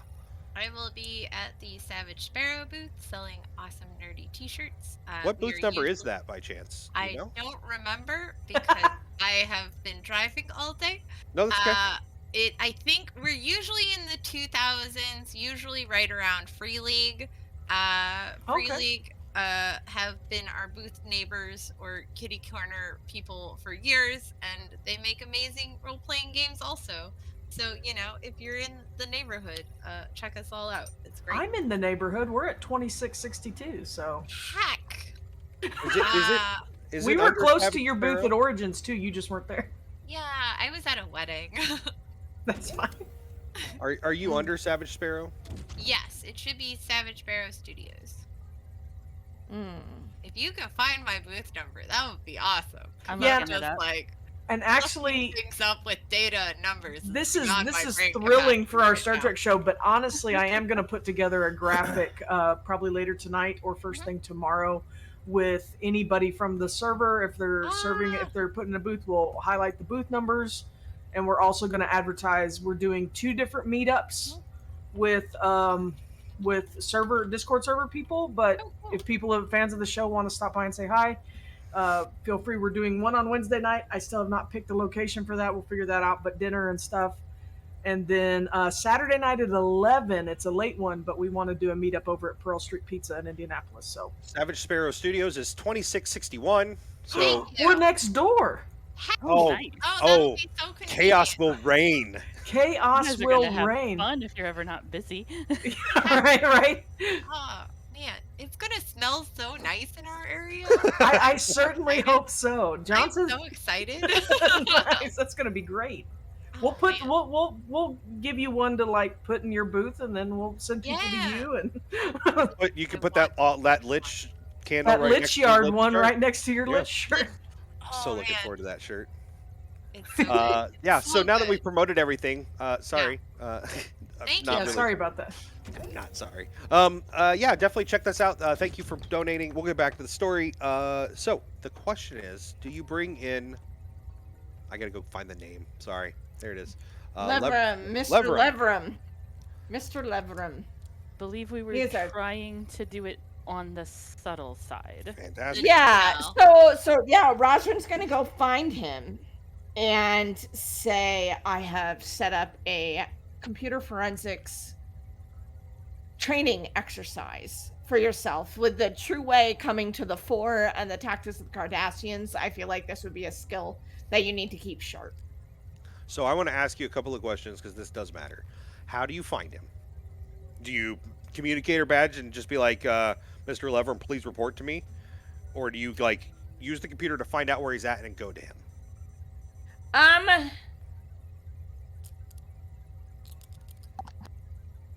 He's gonna find out where he's at, Okay, perfect. I think, on the computer.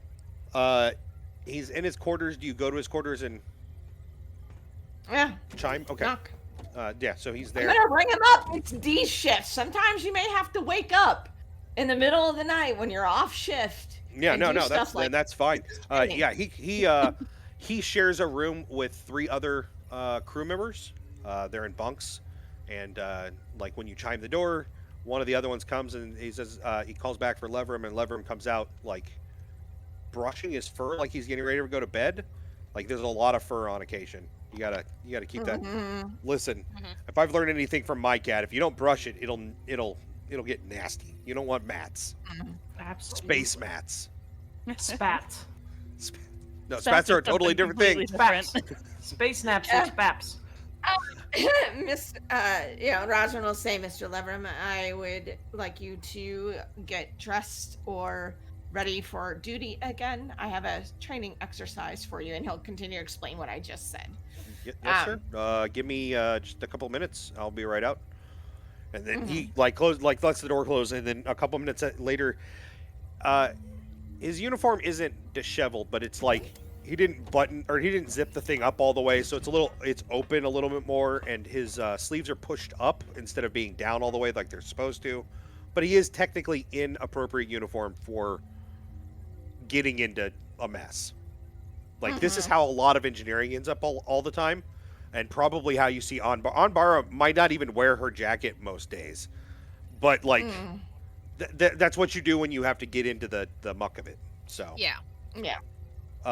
Yeah, he follows you. Where do you take him? Now, should we do this somewhere else? Like, having decided to do this somewhere else and not our HQ? Yeah, he doesn't get to hang out in Girls Plus Rosin The secret club. Yeah, like the secret spy club that we got going on over there. No boys except Rosrin allowed. If he's smart enough to figure out that this isn't just a test, then he can come into the secret HQ. Yeah, that would be impressive. Or we lied really badly. One of the two. Yeah, we're gonna have some of the encryption. Roswin will ask Anbara to, get some encryption, samples or whatever that he can bring with him, and he'll set them up at like one of the most secure security stations that he can find. And what are you asking him to do exactly? See if he can break the encryption. That's what we're trying to do, right? Fantastic. Right? Yeah. I'm asking the other three. Yeah, I think so. Yes. Yeah. To break the encryption. Oh, geez. Okay, yeah, so he sits down and starts kind of poking at the screen. He looks at it, and I guess he could probably have that too, wouldn't he? We're going to ignore that complication. That's stupid. That's fantastic. Okay, cool. He pokes at the screen a little bit, and he says, yeah, looks like what you've got here is some pretty deep encryption. I would have to guess... I know it looks Starfleet, but it has a lot of kind of... it's got a Tal Shiar and an Obsidian Order kind of... I don't know. I'd say flavor to it. I apologize, sir. That's just the way I've always kind of visioned these things. Is it's got a flavor to it that hints at those. They use some different syntaxes, and they're definitely influencing this. I can break it, but I'm going to tell you, if what is in here is something you don't want me to see, now's the time to tell me.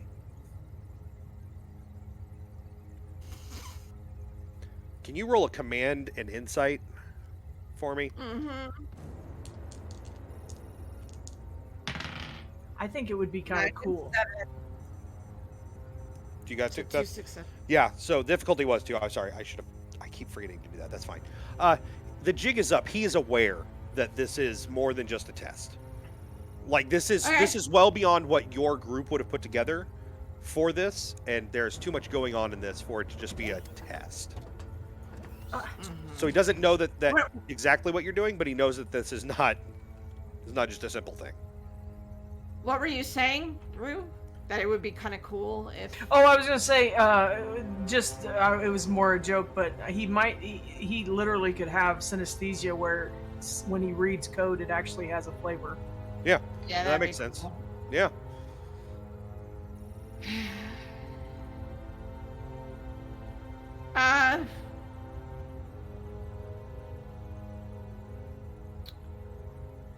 Gosh, executive security chief decision.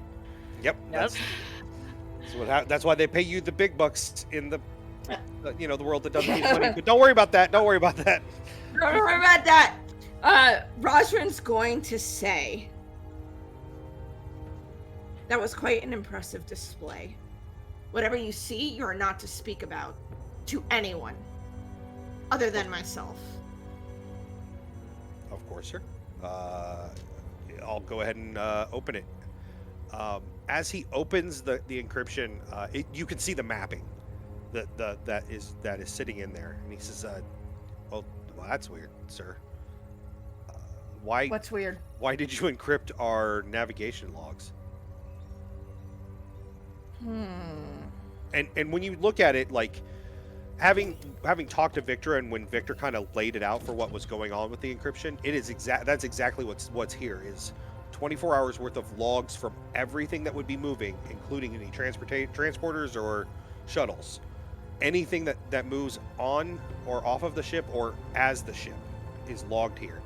And he just kind of looks at it. He says, like, this is... Am I missing something, sir? Is there anything behind the encryption about where it sends itself? Oh, have you guys all joined him? No, Sorry. I'm asking, and if Oh, this is yeah, a question yeah, that'd that be a Rosalind question. thinks of. Yeah. That's a good question for Rosalind. Yeah, sure. Yeah, Roswin will ask that. That's a good question.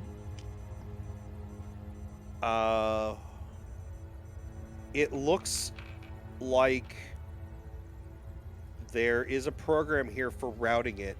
I am unfamiliar with some of the... There's locations in here that I'm not familiar with. They're clear locations, but they're calling themselves something that is not what I would consider standard. I'm guessing it's bouncing from relays, but each relay has a name I'm unfamiliar with. So I can't point you in that direction, but I might be able to set up something to flag the area. I don't know. Do you know where it's... Do you have any indication on what is going on with the file?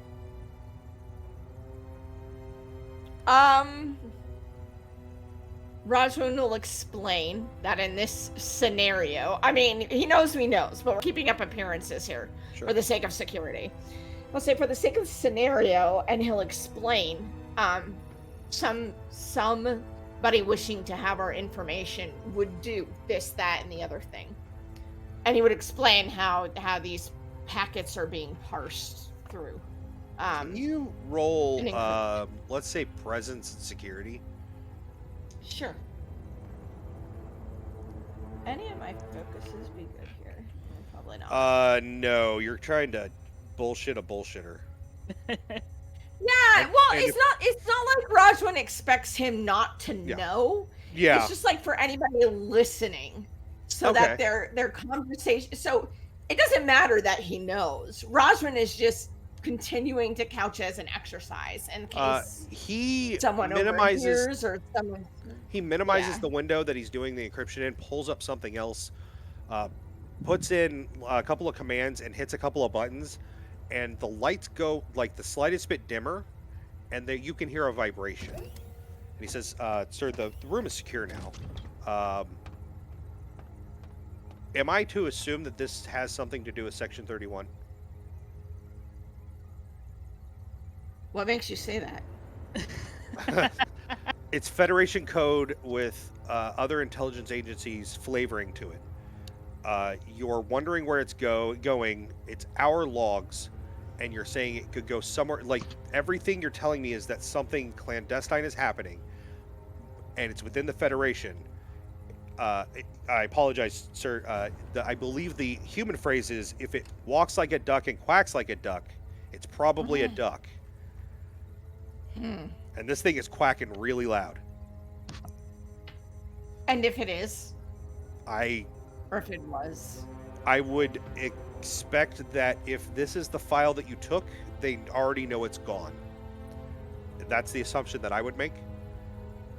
And then further, I would make the assumption that if you're trying to track them, I don't know, on this ship, that anyone involved, and I hope that it's not just you, anyone involved could be killed at any time. I think we need to prepare for that. That was one concern. Yes. What else can you tell me about this information? He's going to ask me to just say... Yeah, so someone wants to know where the Serenitis is at all times, where it's been, and what it's doing. It doesn't want to go through official Starfleet channels to do so. Although Section 31 could do that relatively easily, but there's something that they're looking for, and I don't know what it is. This packet looks like around 24 hours worth of data. Does that sound right, sir? Yes. So I'm guessing there's some sort of program that's grabbing this, encoding it, and setting it aside? Yes. Okay. I would be very careful with any of the computers going forward. I would only trust myself and maybe a couple other people. Anbara is pretty good. I'm sorry. Commander Anbara is pretty good. But I would be very careful with who you... I would be very careful with who you have touched this. It could blow up in your face. Thank you. Thank you. As requested, or not to speak of this to anybody. If we need anything else, we'll let you know. Of course, sir. The pause is uncharacteristic of him. Do you have something else you wish to say? This would not be my first clandestine action. Really? Yes. I'm positive the captain knows. I'm pretty sure the first officer knows that I work for Starfleet Intelligence. I'm actually on leave from Starfleet Intelligence and given a relatively simple job. I spent a little too much time with the Orions. I see. I am very thankful that Starfleet is as secure as it is, or I would be unable to continue my life as it is. The Orions are quite dangerous. Section 31 makes them look like, to use another human phrase, kittens. So... Which is exactly why we're trying to be very careful. Sir, if I can suggest, if the commander, if Halada and Anbara are not involved with this already, you need to get them involved now. And by now, I mean like he taps the screen a couple more times and says that you should chime them. And you hear the buzz is gone. What you notice when he types the screen is it's a program of his own that he has put into the computer, which is not uncommon, but it is made to put up such a low-grade force field that it just vibrates the walls enough that listening devices don't seem to work. Nice. Clever. He says, I would call them now if they aren't already aware. And if they are, good. But you should be very careful. And he kind of stands up. He unrolls his sleeves and buttons them appropriately and zips his jacket up. And he says, is there anything else, sir? That's it. Thank you, Mr. Leveram. Thank you. And he walks to the door and then goes about his business. Yeah, Rosalind will quickly go back and explain what he said, essentially, and what happened. That somebody's trying to track us, and he suspects that it's Section 31, which we kind of figured. And he'll just explain what Mr. Leveram said, and explain about his background as well, and what was shared. So the information that he gave was way more than he's ever said anything about. A lot of, now that you're aware of who Rosalind went to talk to, Leveren's on your list, but he's listed as inactive. Right, which lines up directly with what he's... Yeah. If you look quick at his file, there is a lot that is there's a lot that's redacted until you hit your security clearance, and then you can see that he spent the better part of a decade undercover within the Orion Syndicate, and that there are mentions of... It's been a year and a half since then, and he spent a year off duty. And it doesn't say where, but it says that he was healing. It's vague. Yeah. He hasn't ever talked much about his past until today. Understandable. The less you say when you're trying not to reveal lies, the better. True. But he was able to break the encryption. Yes.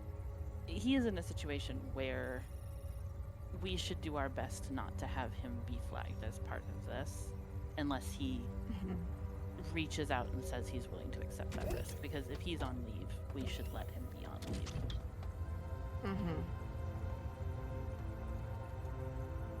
Agreed. Oh, also, his rank is Master Chief. Officially. His rank, according to his pips on his collar, is Petty Officer. So there is a very vast difference between the two things, and it's clear that he's sort of undercover here as well. Yeah, but also that could be partially hiding. That could be partially once you're that sort of person, you never really turn it off. So what's our next move? Well, we need to fix that file that we tripped. Yes. Yeah. I don't want. I'm just wondering. That get lost. My question with those files, the command files. My question with that would be, is that how they normally are, or is it being made to look disorganized for another purpose? That would be a question for Commander Cooper or Commander Cooper's staff. We don't. I've never really looked at his file organization before. I usually just read his reports. And honestly, his file organization, like, the majority of what he does, he reports to you, but like he sits down with the captain to talk about it. Yeah. That is, he doesn't go around you necessarily, just that's where he sits. That's what he does. So. Yeah, like anything I see is going to be something he has already made look nice. The background of it, I have no idea. I've never looked at it before.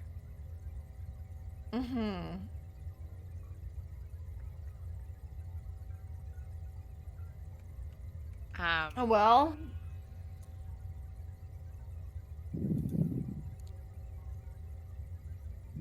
So I think the suggestion was like clone the file, try to replace it, delete it. I would like to work with your security operative, because I feel like he would have better ideas, being more familiar with those protocols. Because again, I can create the file and clone it fine, but like without knowing the specifics of what those operatives would be looking for, my concern would be that I would trip something up again. At this point, it needs to not be in order. This needs to be something he opts into, especially with the concerns he raised about how much danger we're putting ourselves in. It's extremely dangerous. Can I get you to, Rosalind, give me a hindsight, let's say insight and security. It's going to be a difficulty of 2. Alrighty. 1, unfortunately. Okay. You have a reroll. You do have a reroll. Yeah, we all have rerolls.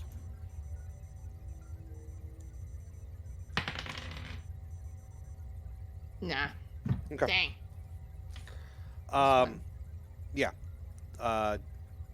Yeah, that's a question to have for him. Yeah. Okay. Perhaps one of us should go and figure out about Cooper's files. It's still D shift, right? Yeah, Cooper is not up.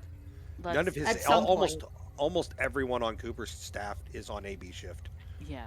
There's no reason for them to be up in the middle of the night normally.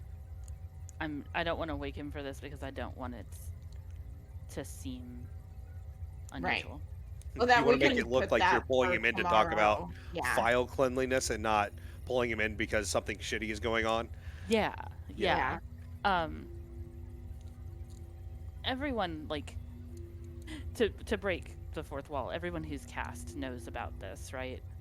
Like, their characters know? No, they know that Section 31's going on. They know that you guys are looking into things, but not much beyond that. Okay. I'm trying to keep all that straight in my memory. Yeah. So.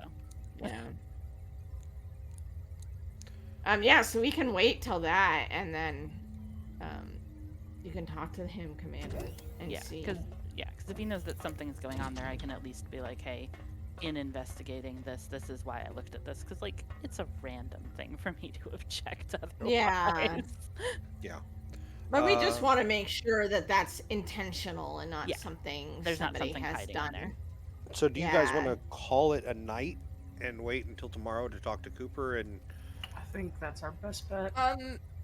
The only question I have before we go to bed for the evening is, do we want to bring Mr. Leverman again, as Commander Umbara said? Again, I want to make that his decision. You can extend the invite as far as I'm concerned, because he knows what's going on. But how much danger he wants to accept. I will present that to him tomorrow then.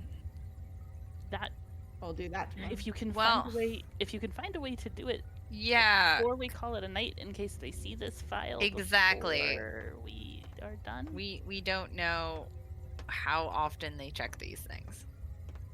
I mean, again, like, I can do it and, hope for the best, but I feel like we stand a greater chance of success if someone who knows the protocols is able to assist me. So you want to do that now?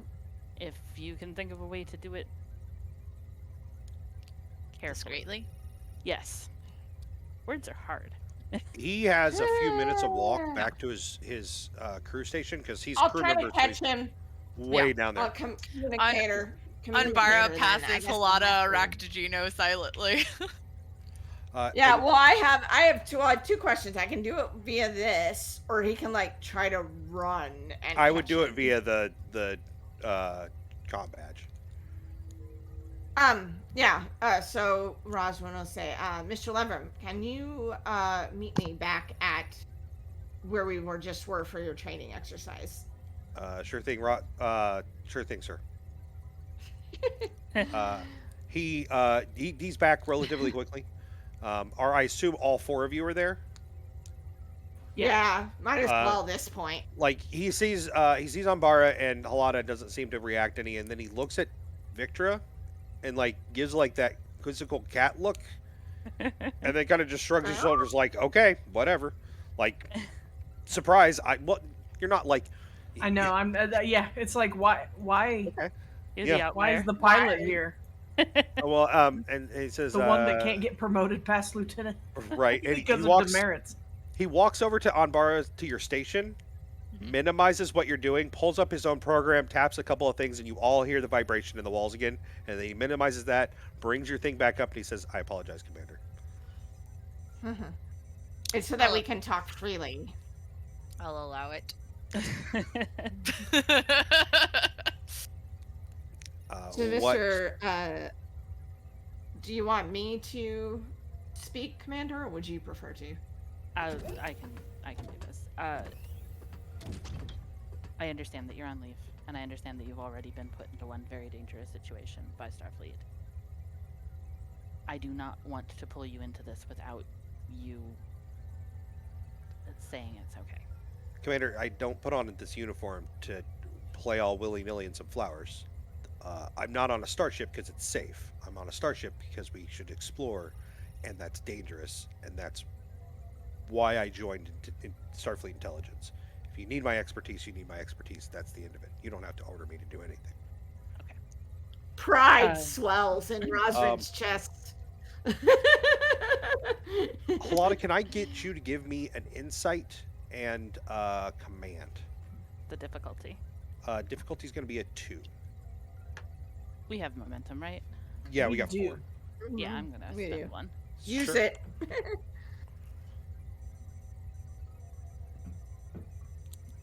We also have a floating table reroll. Yeah. I got 3 successes. Fantastic. No one else would hear it. But one, you've got cat ears, and 2, you grew up with Caitians. His voice is off, and then when you kind of look a little closer, he has scars where his voice box would be. They're very, very small, and the fur really kind of hides them, and you're not sure what happened, but something is off with his voice. And the scars are old enough that it's been probably a year since that was done. So that's probably what he was healing from. Among other things, probably. Or he's hiding something in his throat. I am not to that level of paranoia yet. I mean, Rosman has everybody cavity and scan before they come on the ship, so. Cavity search. Yeah, so he kind of sits down next to you, Anbara, and like the two of you start working in tandem. He starts to anticipate what you're doing. Not that he's doing it better, but he's doing it in a different way that complements you. You're kind of coming from a very structured manner. Like you've got regimented mind as a talent. So like you're parsing things out and going about it. And he is just like throwing shit to the wall and watching it stick. And then doing that again and again. And it seems to work. It is the most chaotic thing you've ever seen. And it makes you uncomfortable. Yes. But it's really good. So it's one of those things where she's just like watching, like doing, typing or whatever with just like the biggest side eye of like, I can't say anything because it's working. But so the intent is to copy the file and make it look like it was never touched and get rid of the other one. Can I get you, Anbara, can you give me, computer expertise is going to apply. Give me a caution, or not Control? daring, the other one. Control and engineering. Difficulty's going to be 4, but he's also rolling, he's rolling 2 dice because he also has computer Can expertise. I get my linguistics? Yes, absolutely. Okay. And are you guys cool if I buy a dice? Absolutely. That was more the team for using momentum. Okay, cool. We're good. We're good. We're at 3 again, or we're down to 3 after that spin. I would like to offer Okay. to have you give me some threat to make me re-roll these dice. Oh. Okay. So I'm gonna take 2 threat to re-roll these dice because they're real bad. Okay. Because that was 2 complications. Oh yeah. All right. I got 4 successes. That's a total of 6. So that's 2 in the momentum pool. So yeah, he isolates the file. You recreate it. He shows you how to put the recurring algorithm in that keeps, like, every time you tried to fix it, it rewrote. And it is not Starfleet. Like, it is very clearly Cardassian in origin and syntax. And it feels real gross for you to be doing it, but he seems to be pretty, like, familiar with this. But between the two of you, you guys get it copied over. He isolates it and then pulls it out of the server onto a pad and then disconnects the pad from the server. So when Anbara realized that the source code was Cardassian, there would have been a moment where she just kind of freezes for a second, takes a breath, and then just keeps going. When he notices that you do that, he also points out shortly after, oh look, this part's look at the syntax here, it's obviously Tal Shiar.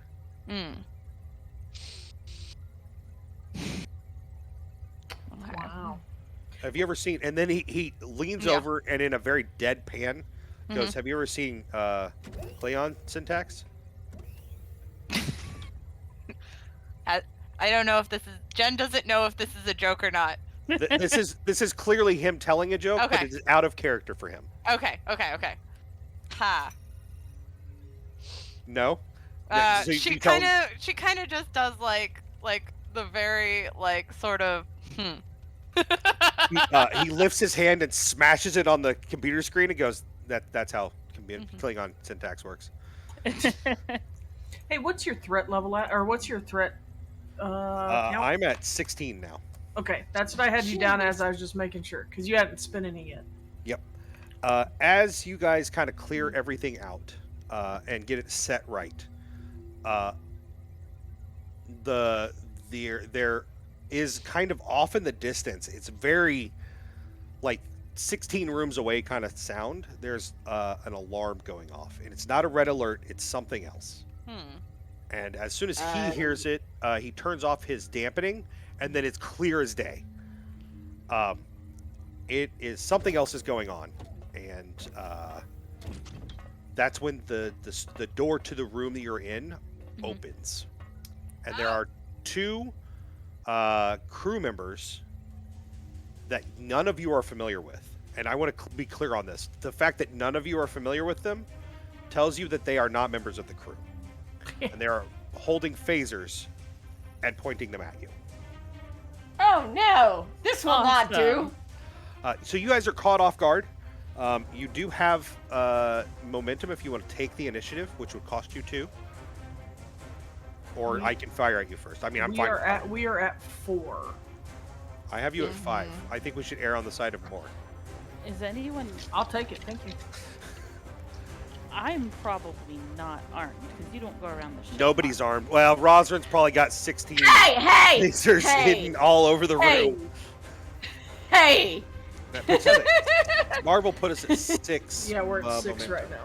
And actually gave me a threat earlier. I didn't miss that. So I'm at 17th threat. Okay. Yeah, Rosrin would be, especially if we're dealing with and let stuff Rosrin like go. Yeah, I would say you probably have a phaser on you. You're doing security duties. Nobody else probably does, but you do. So do you want to take the initiative then? I think we should. Yeah. Fantastic. That'll put you down to 4. Then I assume Rosrin, you're going. Phaser, baby. Set to stun. So Set to stun.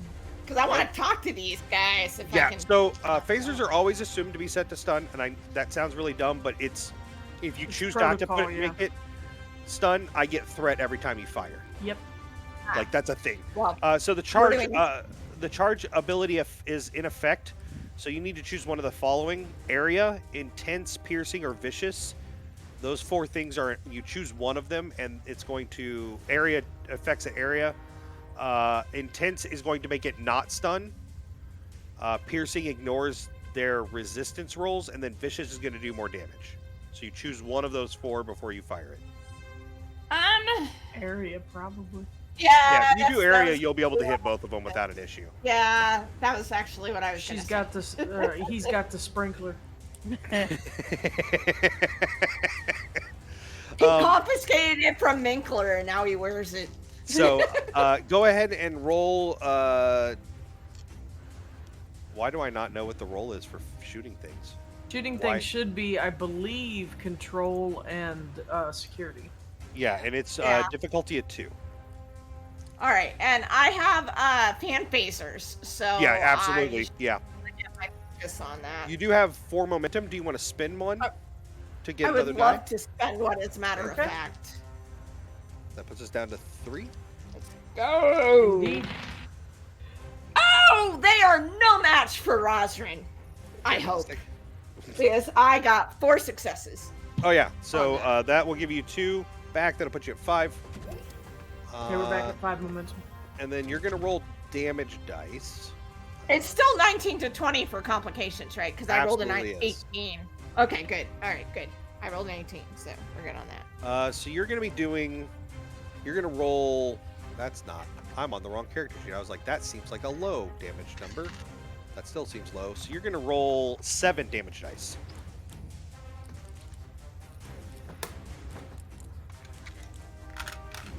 And you took which one? You took piercing or vicious? Or oh no, you took area. Area. So as long as you roll 1 effect, you'll be able to hit both of them with this. We're up to 6, y'all. Oh, perfect. All right, I got a 5, which is an effect, correct? Okay. Yep.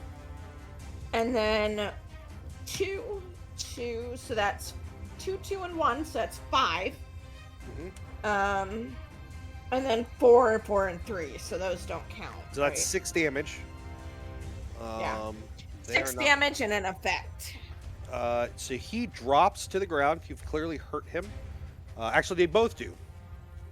Because that's how area works. They both have taken an injury.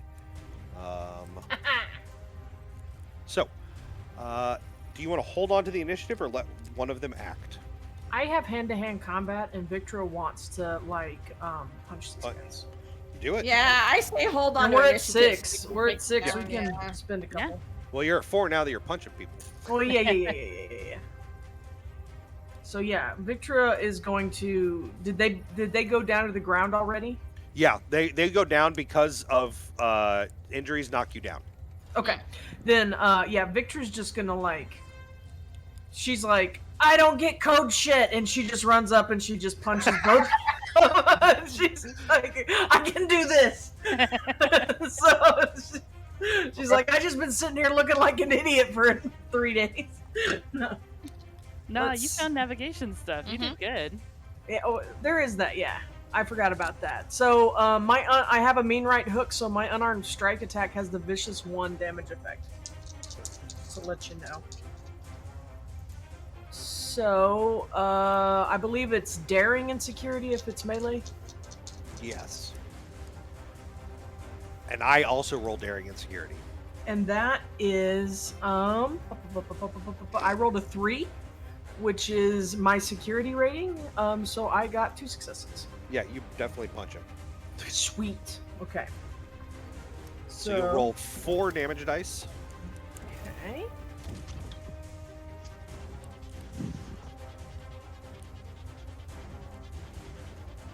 And that is 2. 2 damage. No effects. Okay. All right. Well, your effects don't do anything. Just you are non-lethal. It just would have been vicious. Yeah. Oh, that's right. It would have been vicious. That's correct. So, do you guys want to hold on to the initiative or let it pass? You've got 4 right now. No, I'm sorry. You have 5 right now. Roxy, you generated 1. I haven't gone yet. Correct. Yeah, that's correct. Okay. Yeah, so if you want to go before they get up and do something, then we can spend 2 and let you do that. Yeah. Nah? No. Did you want to do anything, Halata? Strike. I mean, I have unarmed strike, but like, I don't think it's worth spending You got like momentum. you got like claws and bites, right? Can Patience claw?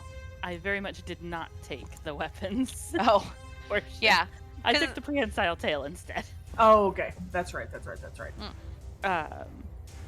Because firing 3 phasers at once is cooler than. I mean, honestly, I don't know, because as first officer, I'm sure you have some command talents, right? So you might just be able to like, brrr. Oh yeah, I can just like I can talk him command down. Razran to what? Or command Razran, or command somebody to do something. Yeah, I'll let's keep the initiative and I'll command Razran to fire Sounds good. again. That puts us at 3. That puts us at 3. Go ahead and roll. Does Razran roll? I forget. Yes. Okay. Razran rolls. I roll command and presence. I think. Yeah. To give for aid, so I only can die. But so attack again, Razran. Yeah. If this time if you use, or he can go hand to hand. You can go hand to hand. If you use the phaser and you use area, you will also hit possibly Victra. But if you use it for anything else besides area, you'll hit one of them. Razran may not care. You're not Ginkler. That's for the Horgan. It was a gift. Razran's actually gonna not phaser, and he's gonna go hand to hand with the guy that Victra did not go hand to hand. Cool, go for it. All right, I've got martial arts, so that's gonna give me a that as well. How much momentum do we have? 3. We actually got one from chat. We are at 4. 4. Can I use one? Why not? Sure. Yeah. Take me guys a minute. So intense. Oh. Okay. No, you're good. Go ahead. Oh my god. My dice are hot. Okay, 1, 2, 3, 4, 5. He's unconscious. Sweet. You kind of leap at him, and as he kind of tries to fight you off, you just. Oh, you know what? It's hand to hand. I get to oppose that. What'd you get on your successes? Like you know what numbers? Never mind. Or just Don't how worry about many? it. No, don't worry about it. Don't worry about it. Nope. I rolled complications again. I'm doing real great. Swap them dice out. Or Yeah, no kidding. Keep them if you want, I guess. So I am. Are you going to keep the initiative so that Anbara can go, or is it go back to me? go to me. Unless I go Anbara had said last time that Nothing. that she didn't care if we Yeah. kept it or not. So I'm spending 5 threat. Hey. In the hallway is another crew member with a phaser. And actually, I take that back. I'm going to spend 7 threat. With a Type 3 phaser, it's the phaser rifle. This is gonna hurt. He's going to take a minor action to aim at. I'm right Rosrin. there. Yeah, Okay. you and Rosrin are both right there. He's going to aim at Rosrin, and then he's going to fire. He hits. Damn. So it is 4.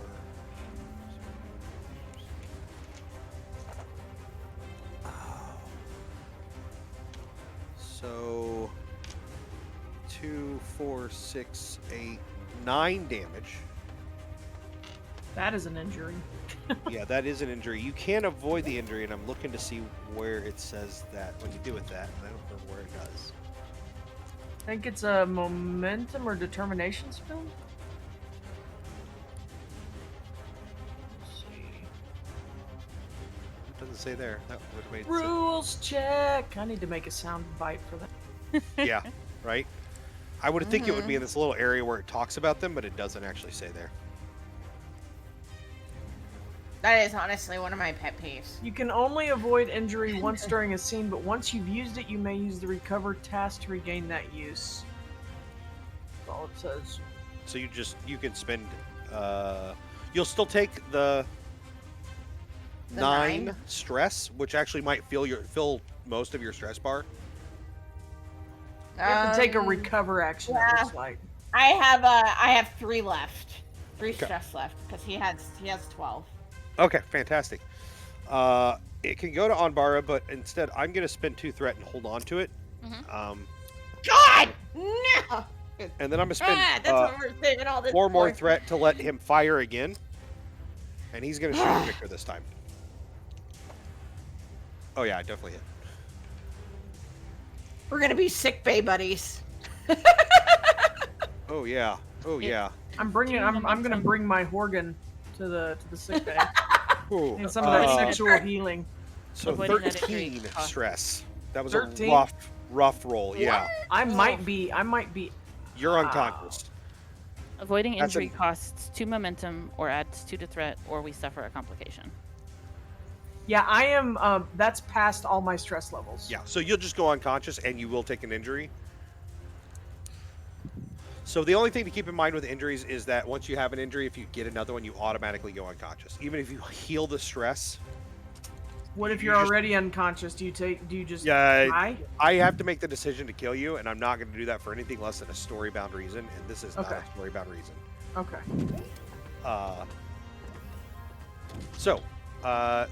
Anbara, it would be your turn. They don't have any more turns because, well, no, I guess they technically do. The dude fighting Victor could fight back.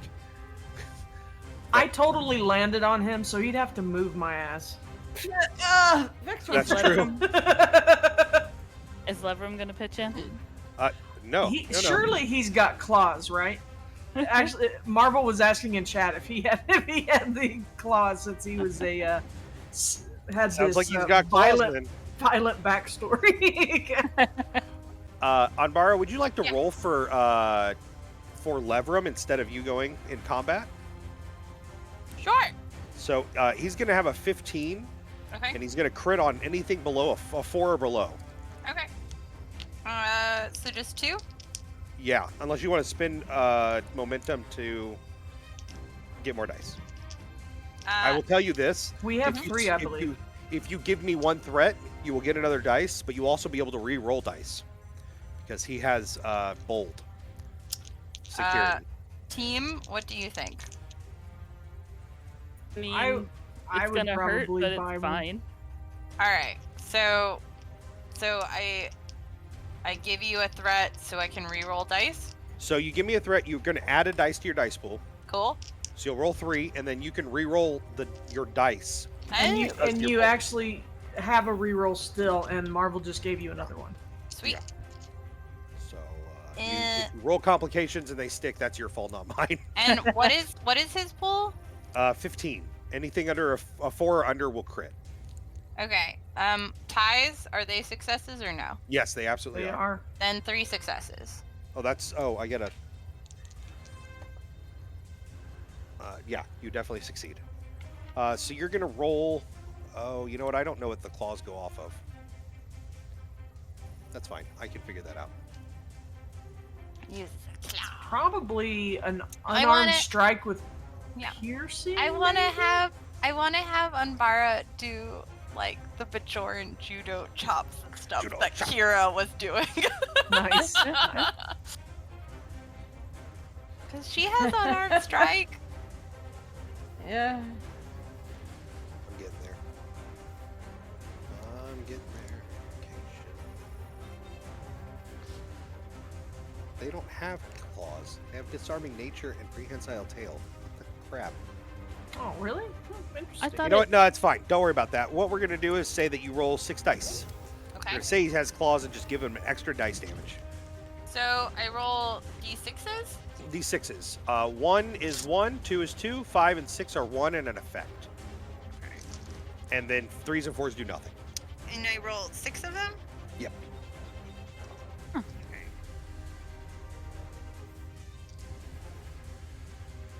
Alright, so I only care about 1, 2, 5, and 6, right? Yeah. Right. What were you going to say, Victra? On their trait sheet, it does say they have retained the retractable claws of their evolutionary ancestors. Weird. It just doesn't make them just a not weapon. a talent. Yeah. Go ahead. I got a 1 and I got a 6. So that's 3 damage. Yeah, that's 3 damage. Okay. That's actually enough to knock the guy out that's cool. that is on the ground with Victra. Okay. She's just in this pile of like villains and that's that is the end of the combat round. Wait, do I not get to go? Oh, you can definitely go. Yeah, go for it. Okay. Is there anybody left to There's punch? a guy out in the hallway with a big old phaser rifle. Ew. And he has knocked Victra unconscious. Just pick Victor's body up and then like use her as a shield. I would also say, you're sitting at a computer.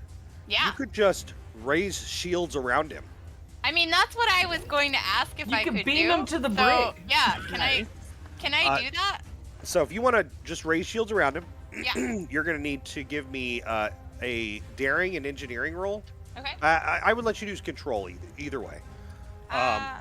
Control, because like I feel like since being literally under fire and having engineering miracles pulled out of her ass is something that she's used to, like that is her default, you know.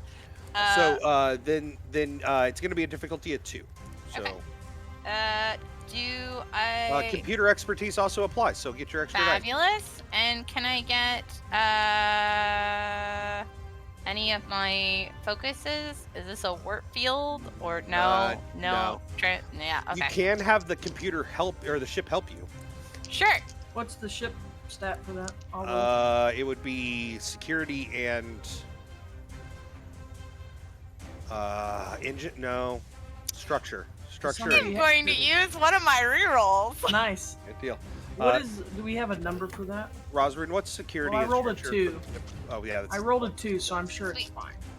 I'm using one of my rerolls, if that's cool. Yeah, go for it. Okay, because I rolled a 20. It's actually 2 for you, Roxy, because that's the ship gets 2s or gets success and crits on everything. Yeah, that is 3 successes. So 5, which is 3 more than you needed. So that puts you guys back at full cap momentum. You isolate him. So that is the end of the combat round. Technically, there's more combat, but that's not going to happen. Rosalind, do you call for security?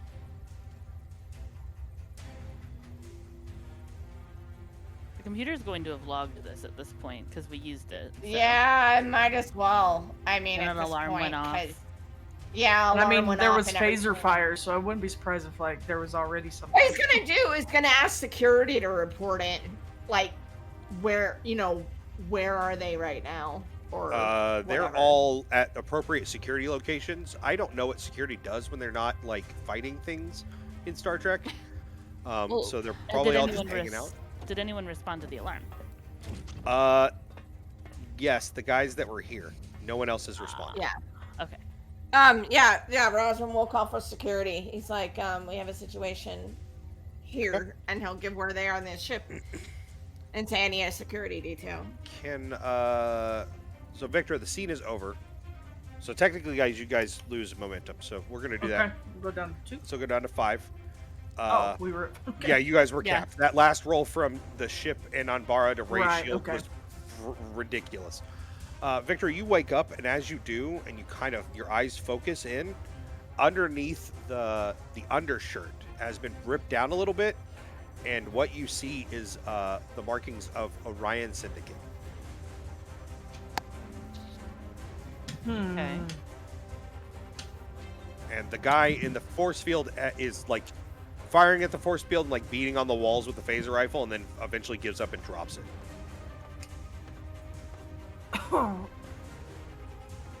Lieutenant. Yes. And I'm gonna beckon you over. This is and I'm gonna. Speak to me. Speak to me. No. No. I'm just Don't kind of. leave me. I'm just kind of holding on to the collar of this individual's shirt, and I'm like, "Can you help me up? My hand feels weird." Yeah, he'll go And I'm, to I'm, help. indi- I'm Yeah, indicating, yeah. the hand, so you can Yeah. see the Yeah. marking. You hear a growl coming out of what's his name? Levram. Levram. Levram, and he says loud enough for the 4 of you to hear, but nobody else. That's not Orion Syndicate. Posing as And then he reaches over with his claw and pushes into it, and it's almost like he's like pushing into like butter. That's how soft it is. So they'd never use that kind of metal. Huh. What are your thoughts? They're I mean, probably posing layers. as Orion Syndicate. Were I a clandestine group that was trying to hide from the Federation while in the Federation? And then he looks at the guy in the force field. He says, "I'd hide behind the Orion Syndicate. It's an easy job. It's an easy choice." And the guy just kind of stands there, almost at attention, and waits. Technically, interrogating these people is your job, Rosrin. Have fun. Palada, you get the impression that is in fact a predator in the force field.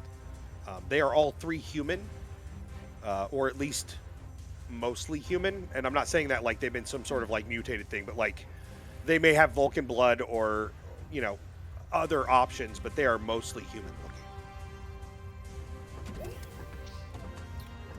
So yes, very dangerous. Yeah, that's what I thought. Yeah. I mean, that makes sense. The gentleman, can I get everybody to give me insight and command?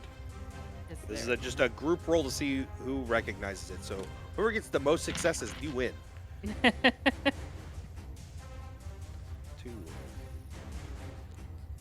1, 2, Oh.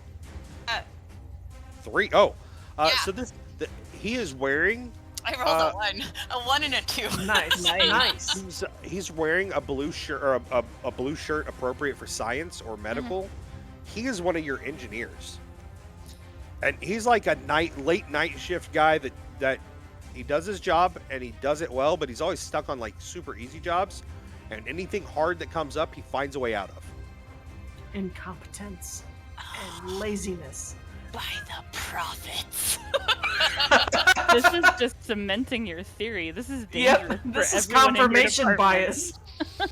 Now we know how Rosrin feels. This just happens to Rosrin all the time. He just gets Paranoia confirmed. spreads. Exactly. Anbara just like looks at him and is like, I knew there was a reason I always hated you the most. But you hate everybody. There are degrees. Yeah, she only moderately hates you, Victra. Yeah. And she would look over at what Leverin, right? Levram, yeah. Levram. It's marble backwards. Oh. If that helps. So she would look over at Leverin, and what rank is he again?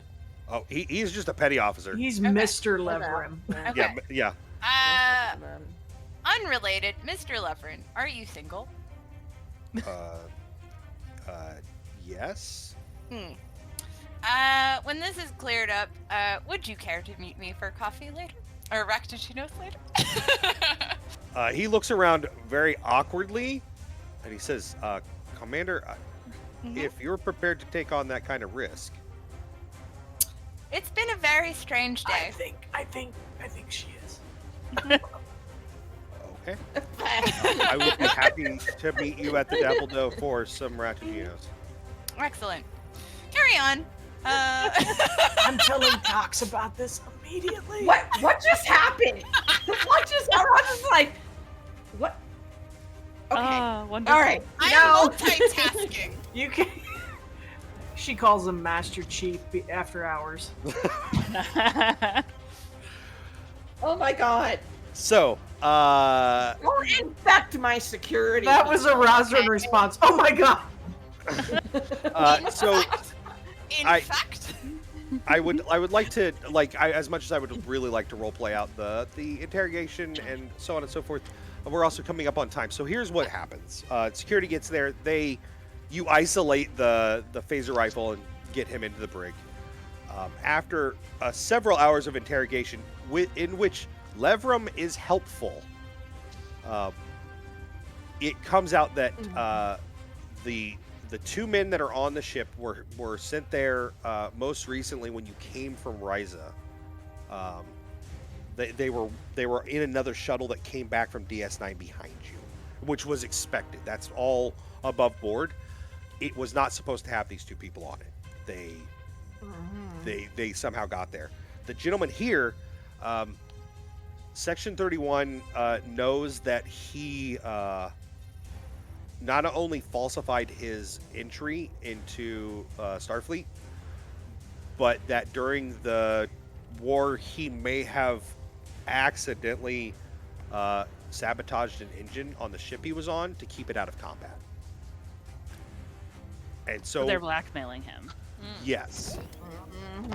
Supposedly. Levram doesn't seem to buy it, but Rosrin, you get a very clear impression that compared to you, or you like looking at him, you're not paranoid at all. Like, he just expects everybody to be terrible. They're going to get along great. Yeah. I know, right? Yeah. All right. It's okay. We need more people to balance out Halada's hopeless optimism. Yeah. A couple of days go by. The captain, feeling that the threat on the ship has gone, is back in command. It looks pretty conclusive after a little bit more investigation that it was in fact this engineer that put everything in place. He does have he has some of the programming skills, but he claims that he was given pads with programs on them. So he has enough to insert them without being seen. So you feel pretty confident that he was he is the agent on board. He may not be the only agent, but he is the agent on board for this part of the thing that you're doing. He's the one who is making mistakes. Yes. Yeah. Yeah. Oh, and if that guy with a phaser rifle gets shoved into the brig a little roughly, I mean, that's the way it goes. Yeah. Well, because Rosrin, just got shot hard. So, I got shot harder than you. Victor, you spend probably the rest of the night. For you and me. You and me. I'm shoving him in there for you and me. We're just bickering like two old people in the sick bay. We're just like, Victor, you spend overnight in sick bay.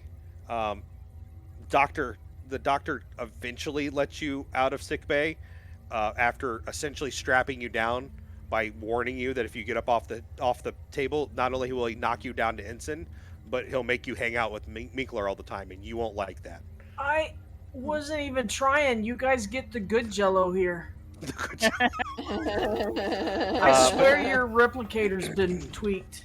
But yeah, you definitely have been hurt. So it takes a couple of days for you to really get back on your feet. But after that, everything's good. I just sit and text Marzon a lot. Yeah.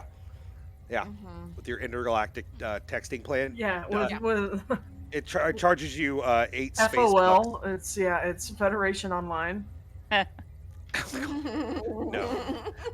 So that is actually going to do it for us tonight on the Voyages of. I hope you guys enjoyed it. How does he go to the date? Oh yeah, he absolutely goes to the date. Excellent. He is the grumpiest old cat you've ever met, and it's really endearing. Anbara actually wears a dress and has her hair down. Oh. Wow. Yeah. Mm-hmm. He's clearly freshly brushed. Ah. So tomorrow night we've got Leaps and Bounties at 7 p.m. It's a 4-hour show.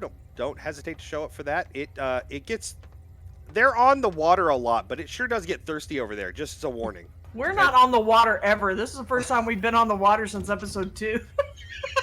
That's not episode 4. And notice that they're arguing about being on the water, not about the fact that it's very thirsty over there. Oh, it's absolutely thirsty over there. But all the player character ships have died. We have sunk all of them with cannon fire. It's okay. Fantastic. I don't know how that happened. They just have everything I do and just twist it. Doesn't that suck when your players just twist what you're trying to do? I think it's hilarious. It's fun. So you guys should show up for that tomorrow, and then next Monday we've got Voyages of episode 5. I'm not sure what the title is because we're going to find out later, but Rob will be out here running that, so don't hesitate to come out. We are on Facebook, Twitter, Discord, and YouTube. You should all see links popping because I'm sure that someone in the background is doing the job that I don't want to do. I'm sure. Let me do that. Yeah. But yeah, you should definitely check out our Twitter because you can see when we announce stuff there, especially since Seriously Let's Play is going to come back in September. And that's going to be a bunch of shows that are unique and fun. Actually, they'll be back in August. Was it the end of I'm sorry. I thought it was in September. Seriously Let's Play in August, yeah. Once we recovered from Gen Con? Week after from Gen Con, I think. We actually have one. Yeah. And then Discord, you should definitely come join us on Discord. And then YouTube, if you've missed any of our shows, By Leaps and Bounties, this show, Illuminated Page, you could go watch all of Growing Shadows. I mean, it's all, you got, 2 seasons and a podcast? 3 seasons and a podcast? 3 seasons and a podcast, yeah. Yeah. And he's getting ready to drop a full podcast of all of it. He's remastering all of our podcasts. Nice. And all of our Twitch episodes into a full length podcast, chronicling the whole story. That's a lot. Wow, that's a lot. So yeah, definitely check out YouTube. We've also got a bunch of other we've got a bunch of Seriously Let's Play stuff over there. Some one-offs that we did before Seriously Let's Play was the thing that it is, and we were still just doing games on Saturdays occasionally. Yeah. You can watch the Fate game for Christmas where they fought the Spirit of America, which happened to be Sam the Eagle, because it was funny to me at the time. That was a good show. I enjoyed it way too much. Yeah, definitely check out our YouTube, and don't forget to come back next week. Absolutely. We are going to go ahead and raid somebody. Since Marvel reported the stream in such a big way tonight, he actually recommended a friend of theirs to us that is doing art and drawing and things like that. So I'm just going to start that raid now. If you guys can stick around and go and say hi to Marvel's friend, that would be awesome. Yeah. All right, thanks.